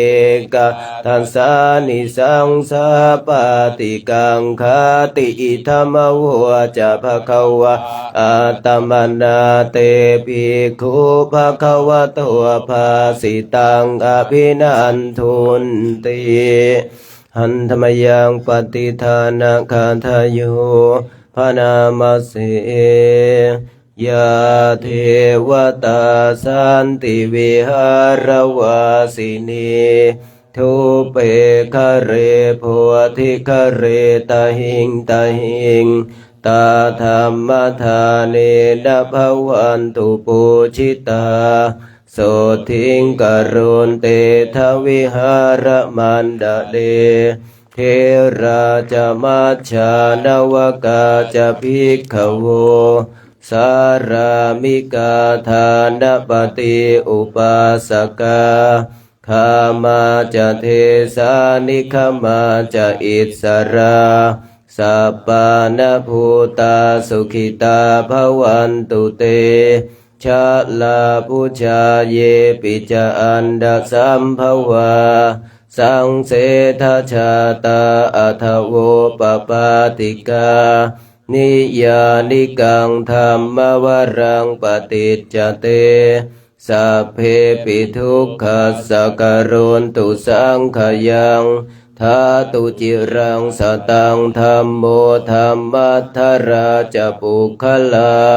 สังโฆโหตุสมาโควะอัฏฐายะจหิตายะจะอัมเหระคตุสัทธัมโมสัพเพปิธัมมจาริโน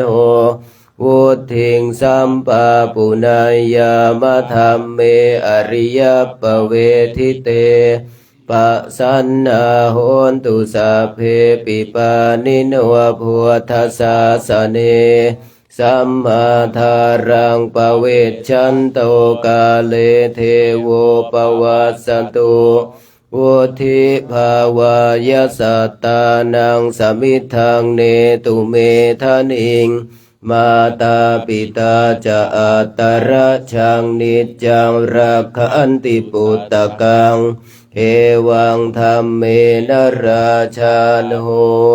ปัจฉังรักขันตุสัพพทาพุทธาราธนานัง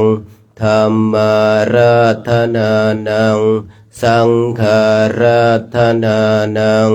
อัปปมาโนพุทโธอัปปมาโนธัมโมอัปปมาโนสังโฆนะโมพุทธายะนะโมธัมมายะ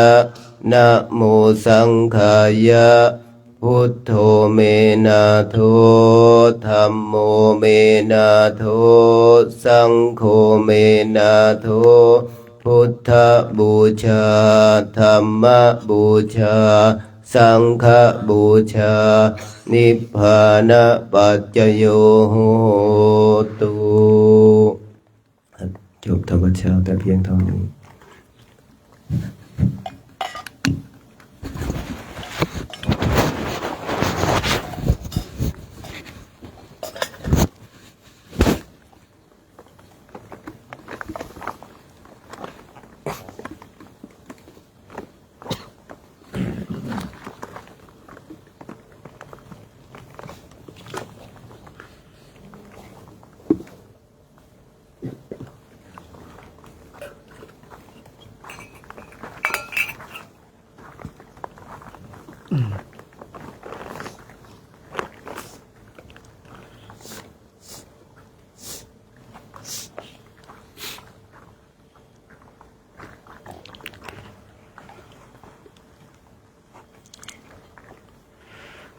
พระเจ้าของเราท่านทั้งหลาย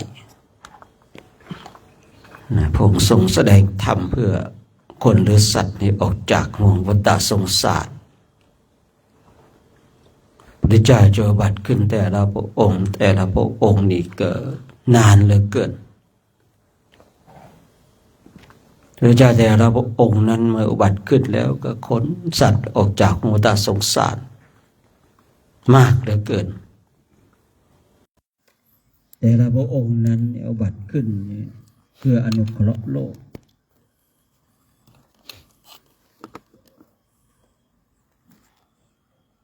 ในโลกนั้นมืดมิดแต่พระพุทธเจ้าเอาบัตรขึ้นเนี่ยโลกสว่างสวัย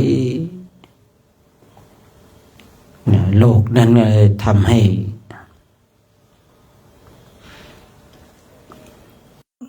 คนติดก็ได้บางคนก็ติดอยู่ในโลกนี้เนี่ยแต่พระพุทธเจ้าทรงแสดงธรรมแล้วคนออกจากโลกคนสัตว์ที่ออกจากห่วงวัฏสงสารไม่ต้องมาเวียนว่ายตายเกิดไม่ต้องมาทนทุกข์ทรมานอย่างคนในสมัยครั้งพุทธกาลเลยแสวงหาทางพ้นทุกข์กันจึงมาเป็นเพียรทุกวิธีทางที่จะทำให้ตนเองพ้นจากความทุกข์สัตว์ทั้งหลายมีความทุกข์เป็นผู้ที่มีความทุกข์เบียดเบียนอยู่ตลอดเวลา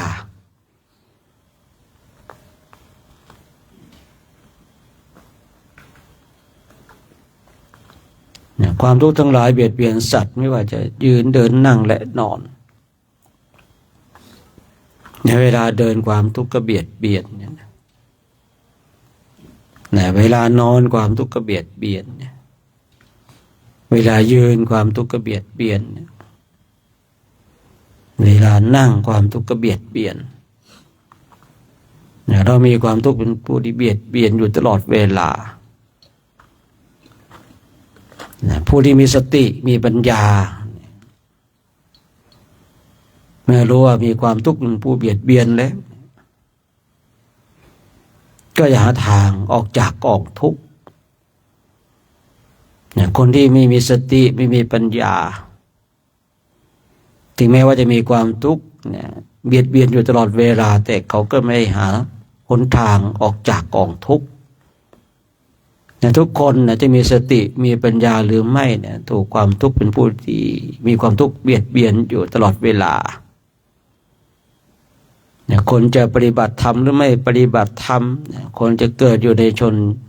ชาติใดก็ตามก็มีความทุกข์เบียดเบียนอยู่ตลอดเวลาแต่ผู้ที่มีสติมีสัมปชัญญะรู้แล้วรู้ว่าตนเองมีความทุกข์นั่งเกิดทุกข์เดินเกิดทุกข์ยืนเกิดทุกข์นอนเกิดทุกข์เลยหาช่องทางที่จะออกจากกองทุกข์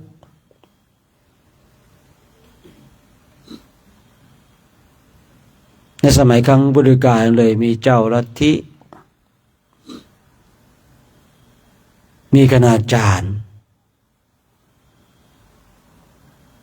เจ้าลัทธิทั้งหลายคณาจารย์ทั้งหลายกับปริญาณตนเองเป็นพระอรหันต์คำว่าพระอรหันต์นี่ไม่ใช่เป็นเฉพาะของพุทธศาสนานะเราจะได้ยินได้ฟังคำว่าพระอรหันต์นี้จากเจ้าลัทธิทั้งหลายเช่นครูทั้งหกก็สำคัญตนว่าตนเองเป็นพระอรหันต์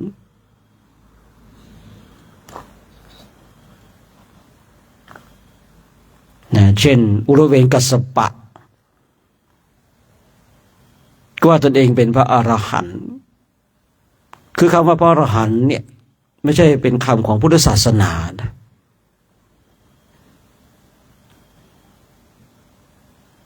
คือถ้าพูดคำว่าพระอรหันต์เนี่ย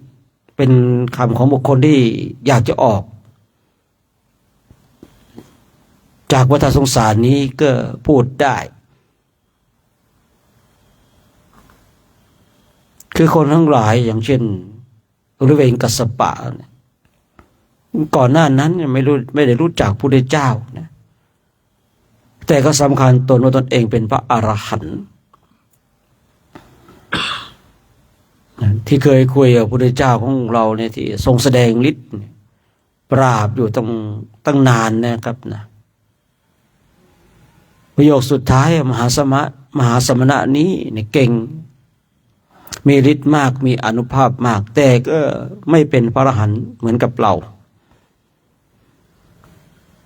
แม้แต่ครูทั้งหกเองเนี่ย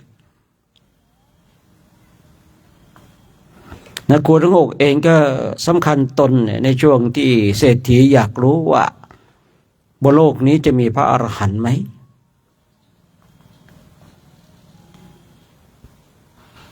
ได้ไม้จันมาแล้วก็กึ่งเป็นบาททำเป็นบาทแล้วแขวนไว้เพราะถ้าพระอรหันต์บนโลกนี้มีเขาให้พระอรหันต์เหาะมาเอาบาทมาบาทไม้จัน7 วันนี้บนโลกนี้มีพระอรหันต์จริงโกนหกก็มาเลย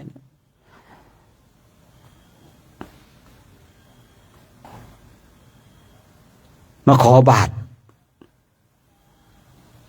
ฉะนั้นบาทเนี่ยจริงๆก็มองดูแล้วก็ไม่ใช่เป็นของพุทธศาสนาอย่างเดียวนะขนาดครูทั้งหกก็ต้องการบาทเหมือนกันเศรษฐีแต่พูดด้วยเปล่งวาจาว่าพูดได้ง่ายว่าศาสนาใดลัทธิใดเนี่ยสามารถเหาะ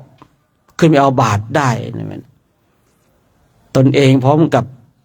ภรรยาเนี่ยคนในครอบครัวเนี่ยก็จะนับถือศาสนานั้นลัทธินั้นคือพูดง่ายๆถ้าระดับเศรษฐีศรัทธานี่มันสบายใช่หรือเปล่า นะครูทั้งหกเองเนี่ยก็อยากจะได้บาตรนะก็เลยให้ลูกศิษย์ของตนเองไปขอไปบอกก่อนว่าอาจารย์ของเราเนี่ยเป็นพระอรหันต์นะถ้าเศรษฐีก็ไม่ได้นะแต่อยากได้หอบก็ไปเอาเอง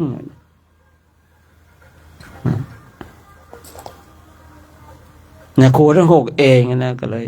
ทำยังไงดีก็เลยไปด้วยตัวเอง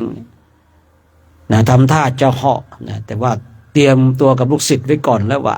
ถ้าเราจะเหาะนะจับขาเราไว้จับมือเราไว้ดึงผ้าเราไว้แล้วก็บอกว่าโอ้ท่านอาจารย์ท่านอย่าไปเหาะเลยอย่าไปเหาะอย่าแสดงฤทธิ์เลยเพียงแต่บาทใบเดียวเตรียมกันไว้นะเตรียมกันไว้ก่อนบอกกันไว้ก่อน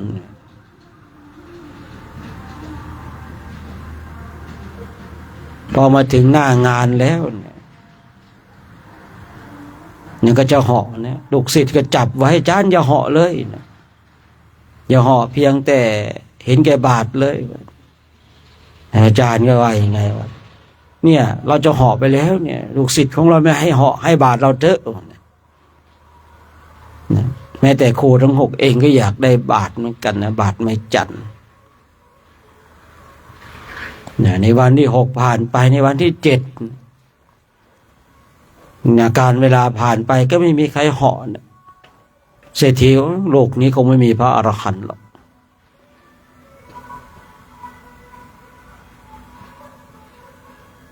ในวันนั้นเองเนี่ยพระมหาโมคคัลลานะกับพระปิณโทรภารทวาชะลงจากภูเขาคิจกูฏเนี่ยที่เราจะขึ้นไปกันเนี่ยก็ได้ยินนักเลงสุราคุยกันว่าโลกนี้ไม่มีพระอรหันต์หรอกท่านเศรษฐีเนี่ยได้แขวนบาทไว้เจ้าลัทธิทั้งหลายศาสนาทั้งหลายศาสดาทั้งหลายมีแต่โมเมทั้งนั้นว่าตนเองเป็นพระอรหันต์ที่ไหนแต่ที่ไหนได้ไม่มีใครเป็นพระอรหันต์เลยพระมหาโมคคัลลานะก็เลยบอกเขาถูกดูแคลนผู้ศาสนาใช้คำว่าศาสนาถูกเหยียดย่ำเนี่ยก็เลยให้พระปิณโทรภารทวาชะท่านก็มีฤทธิ์มากท่านห่อไปเดียวนะพระปิณโทรภารทวาชะนะก็ห่อไปเอาเป็นเหตุให้เศรษฐีเนี่ยเศรษฐีนี่นับถือพุทธศาสนานะพร้อมกับคนในครอบครัวก็เลยเป็นต้นบัญญัติอย่างว่าห้ามว่าแสดงฤทธิ์ต้นบัญญัติมาตรงเนี้ยจากพระปิณโทรภารทวาชะพระปิณโทรภารทวาชะนี่นะพุทธเจ้าพระองค์ทรงยกย่องนะเป็นเอตทัคคะเรื่องของบรรลือสิริหนาถ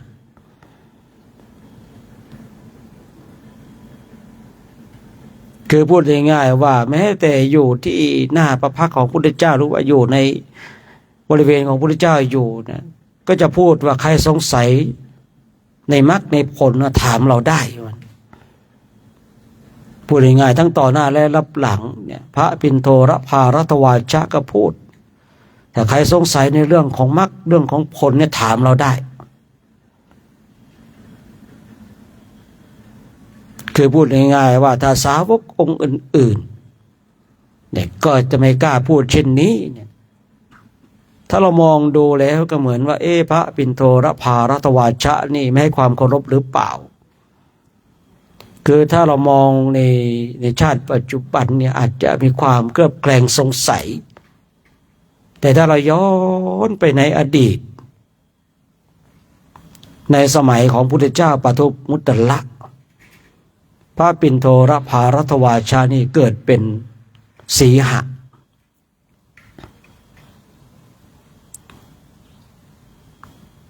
เนี่ยเกิดเป็นสีหะอยู่ในถ้ำ ในวันหนึ่งนะพระพุทธเจ้าปทุมมุตระนั้นเนี่ยแผ่ข่ายพยานไปว่าวันนี้จะอนุเคราะห์สงเคราะห์ใครเห็นสีหะนี้อยู่ในข่ายแล้วก็ตรวจดูแล้วนะตรวจดู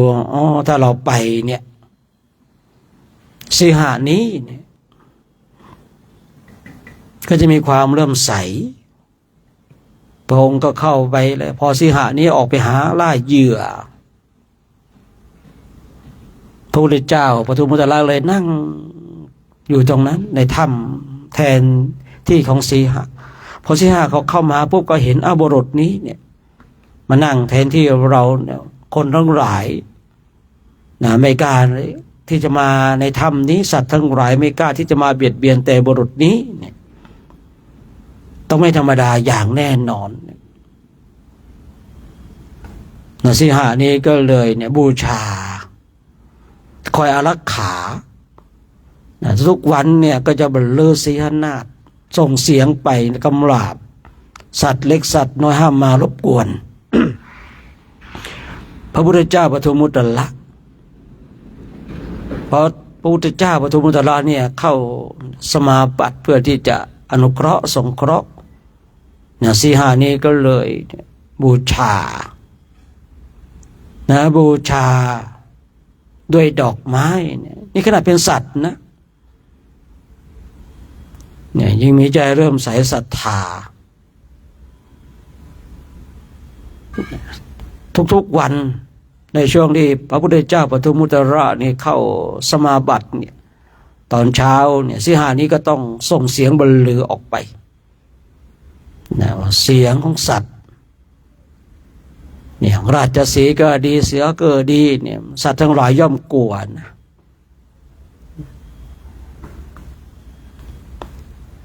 สีหานี้ส่งเสียงบรรลือออกไปคือพูดง่ายๆว่าเป็นยามอารักขาพระพุทธเจ้าตอนที่เข้าสู่สมาบัติแต่ปกติแล้วไม่ต้องมีใครอารักขาดูแลก็ได้แต่สีหานี้ต้องการอานิสงส์ต้องการบุญเมื่อต้องการอานิสงส์ต้องการบุญก็ปรารถนาเนี่ยอยากได้บุญก็ทำอย่างไรเนี่ยคอยดูแลคอยอารักขาเช้ากลางวันเย็นเนี่ยส่งเสียงเนี่ยคำราบสัตว์เล็กสัตว์น้อยเนี่ยที่จะมาเบียดเบียนเนี่ยจะต้องการบุญต้องการอานิสงส์ตายจากชาตินั้นสีหาตายจากชาตินั้นเวียนว่ายตายเกิดจนในชาติสุดท้ายเนี่ยเกิดเป็นพระปิณโทรทวาชะเนี่ยพระรทวาชะเนี่ยก่อนหน้านั้นที่ยังไม่ได้บวชนั้นเกิดในตระกูลที่สูง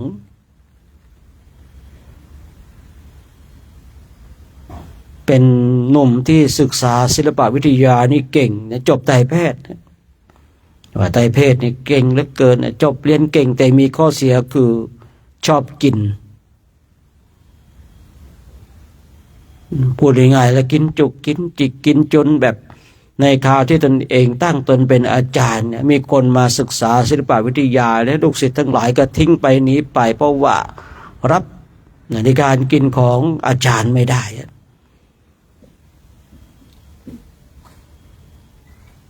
จนวันหนึ่งเนี่ยเข้ามาสู่กรุงราชคฤห์เนี่ยเห็นราบสักการะข้าวน้ำโภชนาอาหารเกิดขึ้นแด่สงฆ์ก็เลยบวชบวชแรกๆนั้นก็ยังเห็นแก่กินบวชไปบวชมาบารมีธรรมอันเก่าก่อนส่งผลได้บรรลุเป็นพระอรหันต์เลยมีนามว่าพระปิณโทรภารทวาชะพระเจ้าทรงยกย่องเป็นเอตทัคคะด้านบรรลุสีหนาฏอานิสงส์ที่ในคราวนู้นที่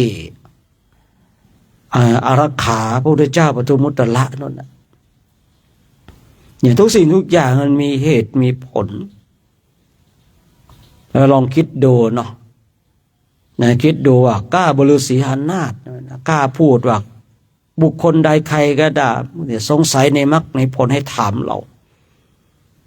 แม้แต่อยู่หน้าพุทธเจ้าอยู่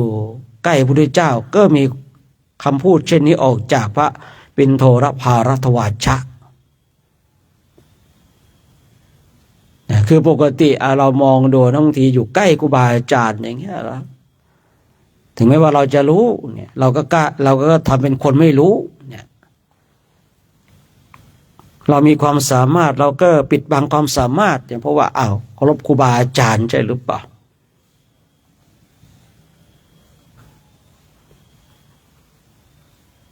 เดี๋ยวคนทั้งหลายบางทีก็ทำไมเนี่ยไม่ครบครูบาอาจารย์เนี่ยนะแต่พระปิณโทรภารัตวาชะนี่นะคืออุปนิสัยเนาะไม่มีใครกล้าที่จะแบบพูดเช่นนี้ต่อหน้าพระพุทธเจ้านะมีแต่พระปิณโทรภารัตวาชะนะรูปเดียวเนี่ยว่าใครสงสัยในมรรคใครสงสัยในผลให้ถามเลยเนี่ยกล้าพูดถึงขนาดนั้นในตำราเขาเขียนไว้ว่าพระปิณโทรภารัตวาชะเนี่ยมีฤทธิ์เทียบเท่ากับพระมหาโมคคารลานะเลยนะปกติพระอรหันต์เนี่ยที่มีปฏิสัมภิทาเนี่ยเนาะก็เนี่ยมันก็มีฤทธิ์มากมีอานุภาพมากอยู่แล้วในตำราก็ยังเขียนว่าพระปิณโทรภารัตวาชะเนี่ยมีฤทธิ์เทียบเท่ากับพระมหาโมคคารลานะเลย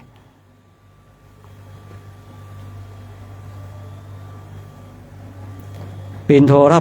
ภารัตวาชะท่านก็มีฤทธิ์มากท่านหอบอาบาตดิท่านก็มีฤทธิ์มากเหลือเกินพระมหาโมคคารลานะกล่าวเช่นนี้เมื่อกล่าวเช่นนี้เนี่ยส่วนหนึ่งก็บ่งบอกว่าท่านในมีฤทธิ์มากมีอานุภาพมากบางตำราเขาเลยเขียนว่ามีฤทธิ์เทียบเท่ากับพระมหาโมคคารลานะเลยน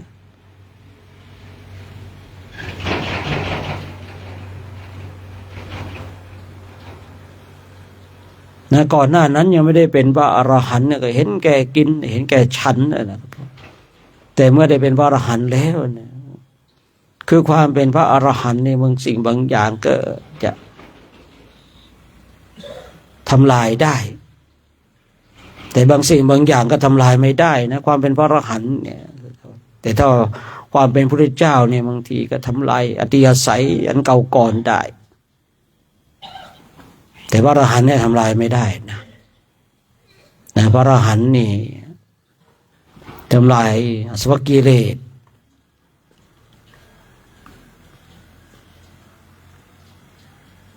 ฉะนั้นเมื่อเราศึกษาในพุทธศาสนาจะทำให้เราเข้าใจนะบางทีเราจะมองแต่ในสิ่งที่เป็นปัจจุบันในเรื่องของวาสนาบารมีอุปนิสัยของคนถึงแม้ว่าพระพุทธเจ้าของเราเนี่ยว่าปัจจุบันธรรมคือคำว่าปัจจุบันธรรมเราต้องใช้ให้ถูกบางทีเรา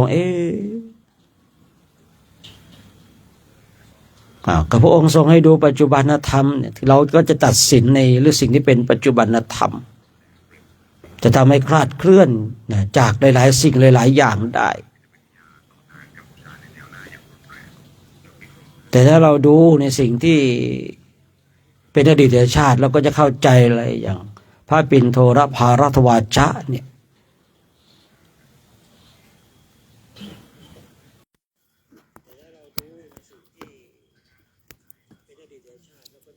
เราจะเข้าใจเลยเรื่องของวาสนาบารมีของคนแต่ถ้าเราเอาคำของคำว่าพระพุทธเจ้าทรงให้เราอยู่ปัจจุบันธรรมเนี่ยจะไปดูอดีตทำไมบางทีเราก็จะตัดสินบางสิ่งบางอย่างคลาดเคลื่อนไปคำว่าปัจจุบันธรรมเนี่ยต้องใช้ถูกแต่เราใช้ไม่ถูกหลักนี่บางทีเราเนี่ยเราจะไปดูอดีตทำไมเจ้าสอนให้เราดูปัจจุบันธรรมนี่คำว่าปัจจุบันธรรมเนี่ยเหมาะสำหรับการ เจริญจิตตภาวนาที่เรามานั่งเท้าขวาทับเท้าซ้ายมือขวาทับมือซ้ายยืดกายให้ตรงเนี่ยตรงจุดนี้เราต้องดึงคำว่าปัจจุบันธรรมมาใช้แต่เราคิดในอดีตนะดึงอดีตมาเนี่ยก็จะฟุ้งซ่านนะเราจะต้องแยกแยะเราจะต้องเข้าใจ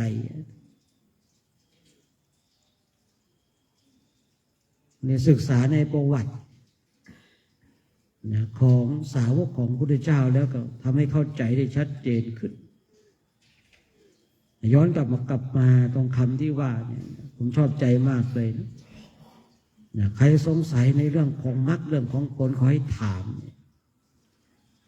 ทั้งต่อหน้าและรับหลังพระพุทธเจ้าเนี่ย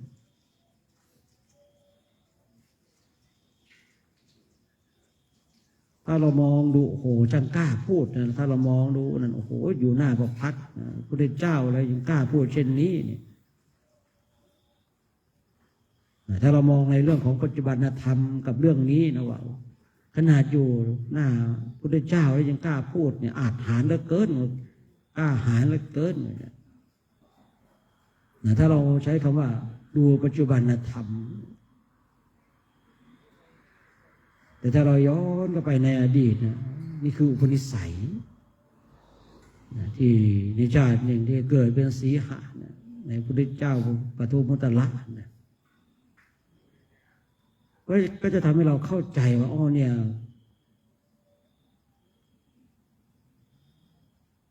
เป็นเช่นนี้เอง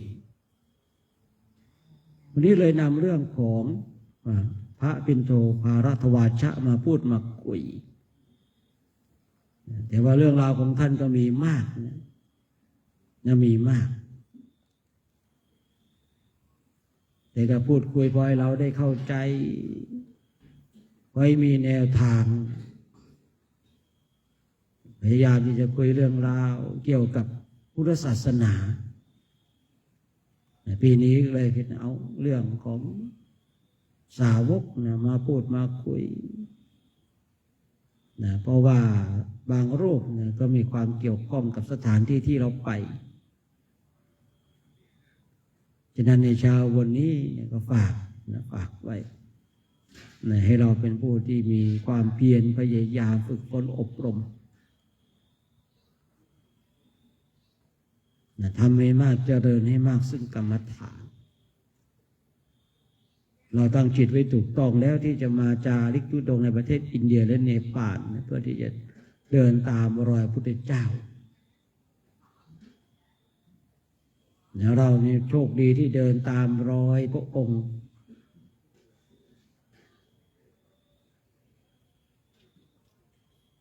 เราโชคดีแล้วเกินที่เกิดมาได้ยินได้ฟังในหลักธรรมที่สามารถนำภัยสัตว์ออกจากวงวัฏสงสารได้นะ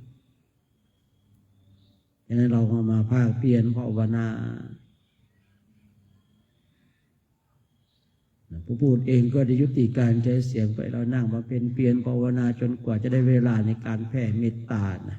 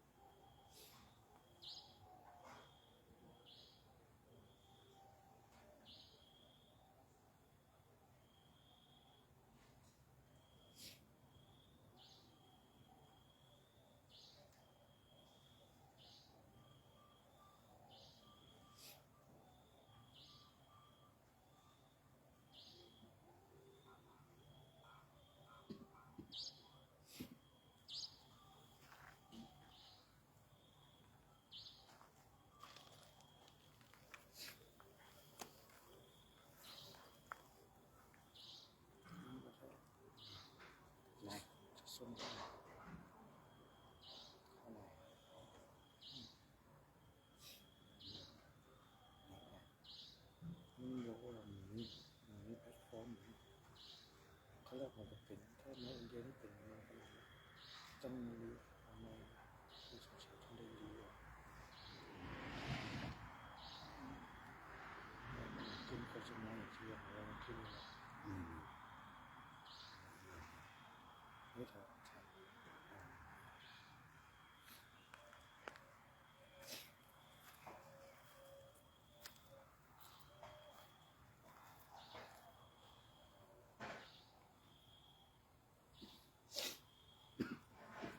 ่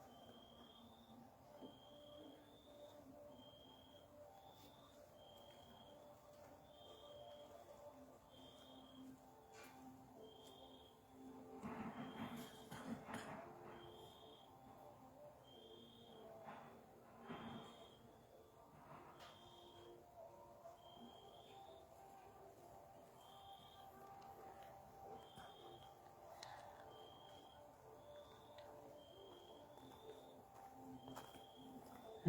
ารเจริญจิตตภาวนาในช่วงเช้าของวันนี้ก็สมควรแก่เวลานะแต่เราท่านทั้งหลายทำความสึกตัวพร้อมน้อมจิตน้อมใจจิตที่เป็นบุญเป็นกุศลจะได้ร่วมกันแผ่เมตตาให้กับสรรพสัตว์ทั้งหลายที่เป็นเพื่อนทุกข์เกิดแก่เจ็บตายของเราจงพลังบุญพลังกุศลเป็นถึงบิดามารดาญาติสนิทมิตรสหายและผู้ที่ได้อุปถากอุปถัมภ์ถวายข้าวน้ำโภชนาอาหารถวายจตุปัจจัยกับเราให้เราเทพเทวาอารักษ์ได้รับพลังบุญพลังกุศลแม้แต่เจ้ากรรมในเวรทั้งหลายนะสรรพสัตว์ทั้งหลายที่มีเท้ามากก็ดีที่มีเท้าน้อยก็ดีที่ไม่มีเท้าเลยก็ดีได้รับพลังบุญพลังกุศลที่เราท่านทั้งหลายได้กระทำกันนะ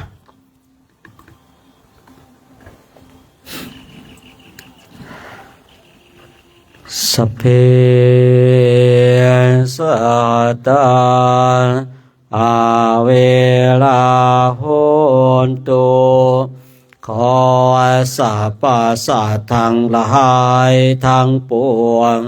ที่เป็นเพื่อนทุกข์เกิดแก่เจ็บตายด้วยกันทั้งหมดทั้งสิ้นจงเป็นสุขเถิดอย่าได้มีเวรต่อกันและกันเลยพยาปัจจาโหนตุจงเป็นสุขเถิดอย่าได้บาดเบียนซึ่งกันและกันเลยอานิคาโหนตุสุขเถิดอย่าได้ความทุกข์กายทุกข์ใจเลยสุขีอัตตานังปริหะลันโตจงมีความสุขกายสุขใจรักษาตนให้รอดพ้นจากทุกโทษเวรภัยอันตรายทั้งปวงจงทุกทั่วหน้าเถิดกาตังปุญญาพลังไมหังสัพภาคียภวันตุเตขอสรรพสัตว์ทั้งหลายทั้งปวงเหล่านั้นจงเป็นผู้มีส่วนได้เสวยผลบุญที่ข้าพระเจ้าทั้งหลายได้บำเพ็ญแล้วนี้เถิ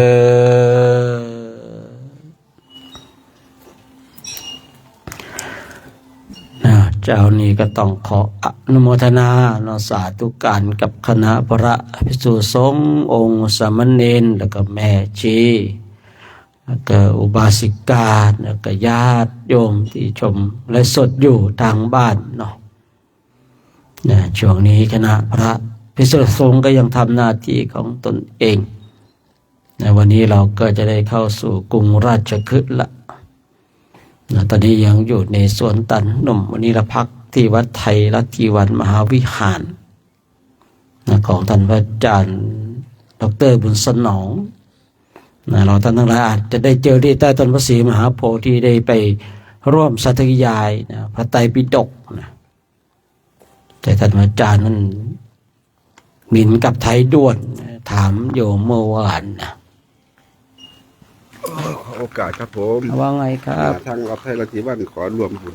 ในการเป็นทุดงค์ให้ครั้งนี้ครับผมครับผมเอาถ่ายรูปน้อยเดี๋ยวแป๊บนึงเลยพระท่านถ่ายรูปหน่อยมาทางนี้ไหมมาถ่ายทางนี้เข้าไปทางนี้นั่น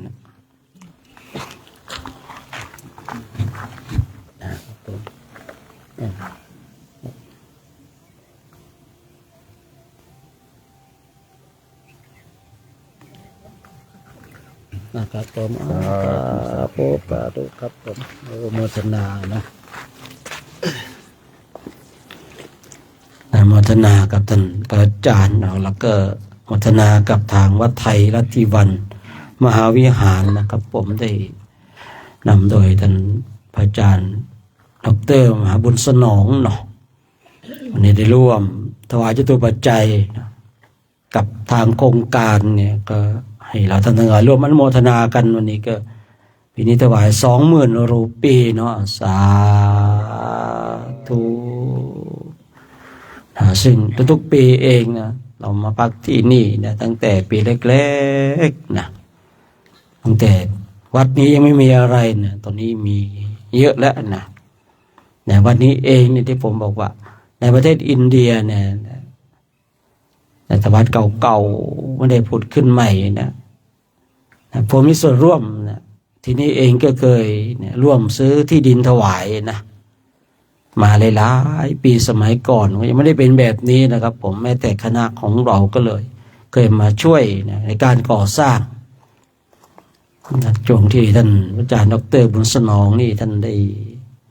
สร้างใหม่ๆทำใหม่ๆเนาะเราก็มีส่วนร่วมกันเนี่ยปีนี้ท่านเองติดมีภารกิจเนี่ยบินกลับไทยด่วนนะแต่ก็ยังมีส่วนร่วมถวายจตุปัจจัยนะเข้าร่วมในโครงการนะจาริกธรรมนะตามรอยบาทพระศาสดาเนี่ยปีที่ 12เนี่ยนะสิ่งได้ร่วมปีนี้รวม 20,000 รูปีด้วยกันเนาะแต่บางทีเนี่ยเนาะสิ่งเหล่านี้ก็ที่ได้กล่าวไว้เนี่ยเป็นดังเช่นแก้วสารพัดนึกเนี่ยจะได้เปลี่ยนเป็นข้าวน้ำโภชนาอาหารเป็นน้ำปานะเป็นผักโอ้สารพัดเลยนะเนี่ยแก้วสารพัดนึกเนี่ยที่ผมเคยคุยนะบางคนเนี่ยมันนึกอะไรก็ได้ในสิ่งนั้นนะเพราะอะไรเนี่ยมีแก้วสารพัดนึกนี่เองเนาะในสมัยที่มีพระเจ้าจักรพรรดิเนี่ยก็มีแก้วเหมือนกันนะเนาะของเราก็มีแก้วเหมือนกันปัจจัยเนี่ยมันแก้วสารพัดนึกเนี่ยบางทีนะถวายแก้วสารพัดนึกนี่นะคือผู้ได้รับเนี่ยสามารถนำไปใช้เนี่ยตามที่เองต้องการเช่นเนาะอย่างสมมุติเนาะสมมุตินะถวายข้าวนะข้าวสารเนี่ยสมมตินะโอ้ยของเราข้าวสารก็เยอะนะสมมตินะเนี่ยแต่ถ้าถวายปัจจัยเนี่ยสามารถเอาไปเป็นซื้อผักบ้างน้ำมันบ้างนู่นนี่นั่นอ้าวเนี่ยเมื่อเลย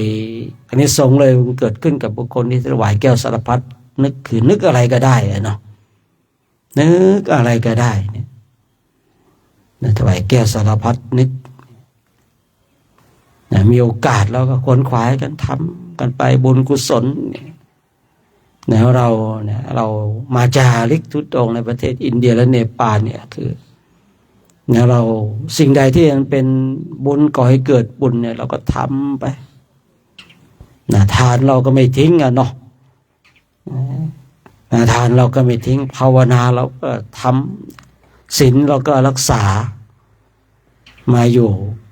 ในโครงการจาริกธรรมเนี่ยคือคนขวายในบุญกันท่านทั้งหลายคนขวายในบุญคนขวายในกุศลอะไรที่เป็นบุญเป็นกุศลเราก็ทำกันไปเนี่ยทำวัดสวดมนต์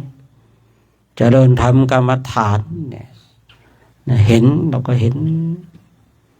พระหลายๆรูปโยมหลายๆคนพระเจ้าหน้าที่ก็ดีนะแต่ละคนก็ทำหน้าที่เนี่ยทำหน้าที่ของตนเองนะทางแม่ครัวก็ทำหน้าที่ของตนเองคือคณะของเราเนี่ยเป็นคณะที่ว่าคือเป็นโครงการที่ฝึกพระสมัยก่อนเองที่ยังจับจุดไม่ได้เนี่ยผมเองนำทำวัดเช้านำทำวัดเย็นทำวัดสายนะช่วงหลังพระเราฝึกได้เนี่ยทำกันได้แล้วก็สบายสับเปลี่ยนหมุนเวียนมันก็เป็นโครงการฝึกพระ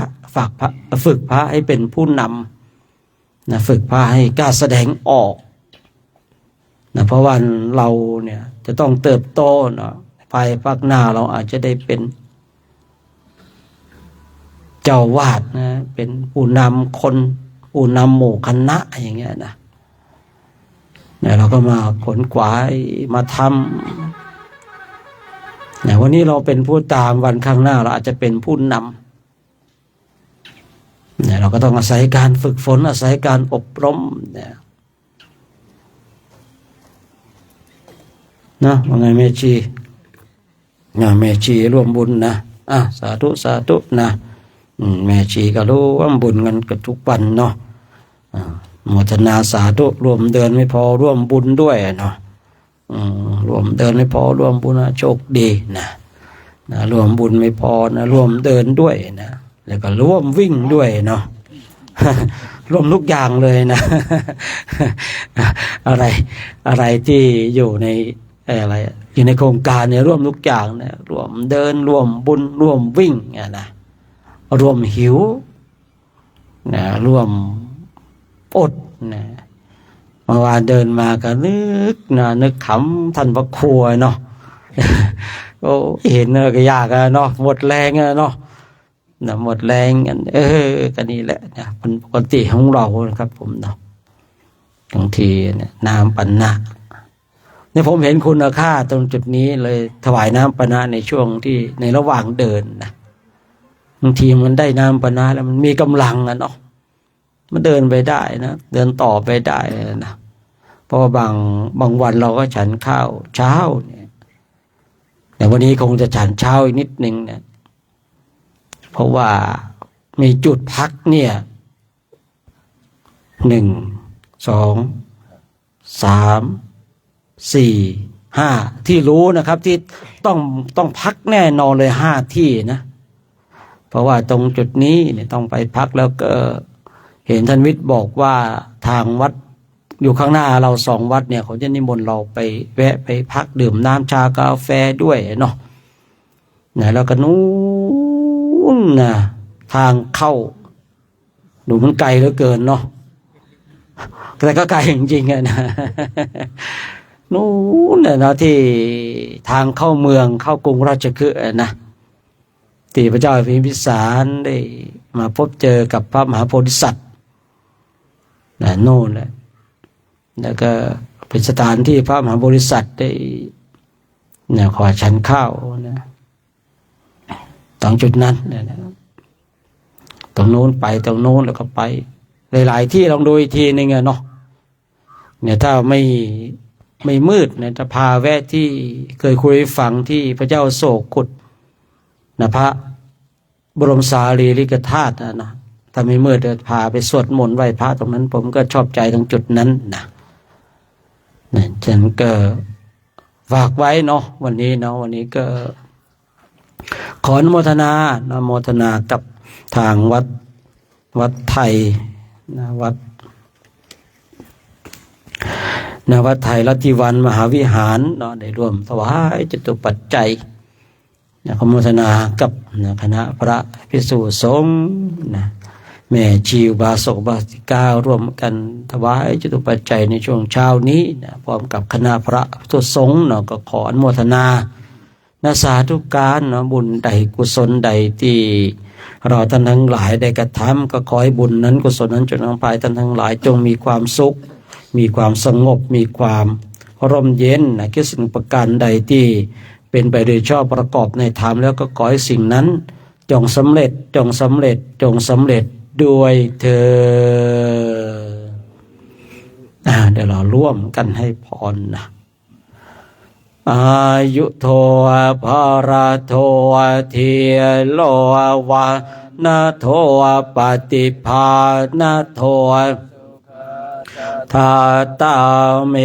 ธาเวสุขังโสอติคา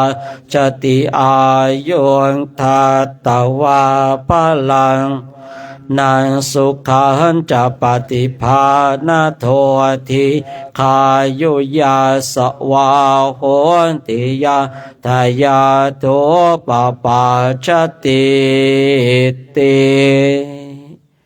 กับผมนี่เหมือนคุกเข่าขึ้นจะได้กราบพระพร้อมกันนะวันนี้น้ำค้างแรงเนาะ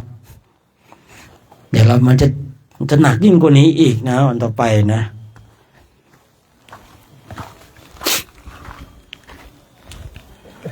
อะระหังสัมมาสัมพุทโธภควาพุทธังภควันตังอภิวาเทมิสวากขาโตภควตาธัมโมธัมมังนะมัสสามิสุปฏิปันโนภควโตสาวกสังโฆสังฆังนามามิมหาตาปิโตโคนังอาหังวันทามิคุโรอุปชฌาย์อาจาริยาคุณาอาหังวันทามิน้อมจิตน้อมใจกราบคุณครูบาอาจารย์พร้อมกัน3 ครั้งพร้อมแล้วกราบกราบกราบ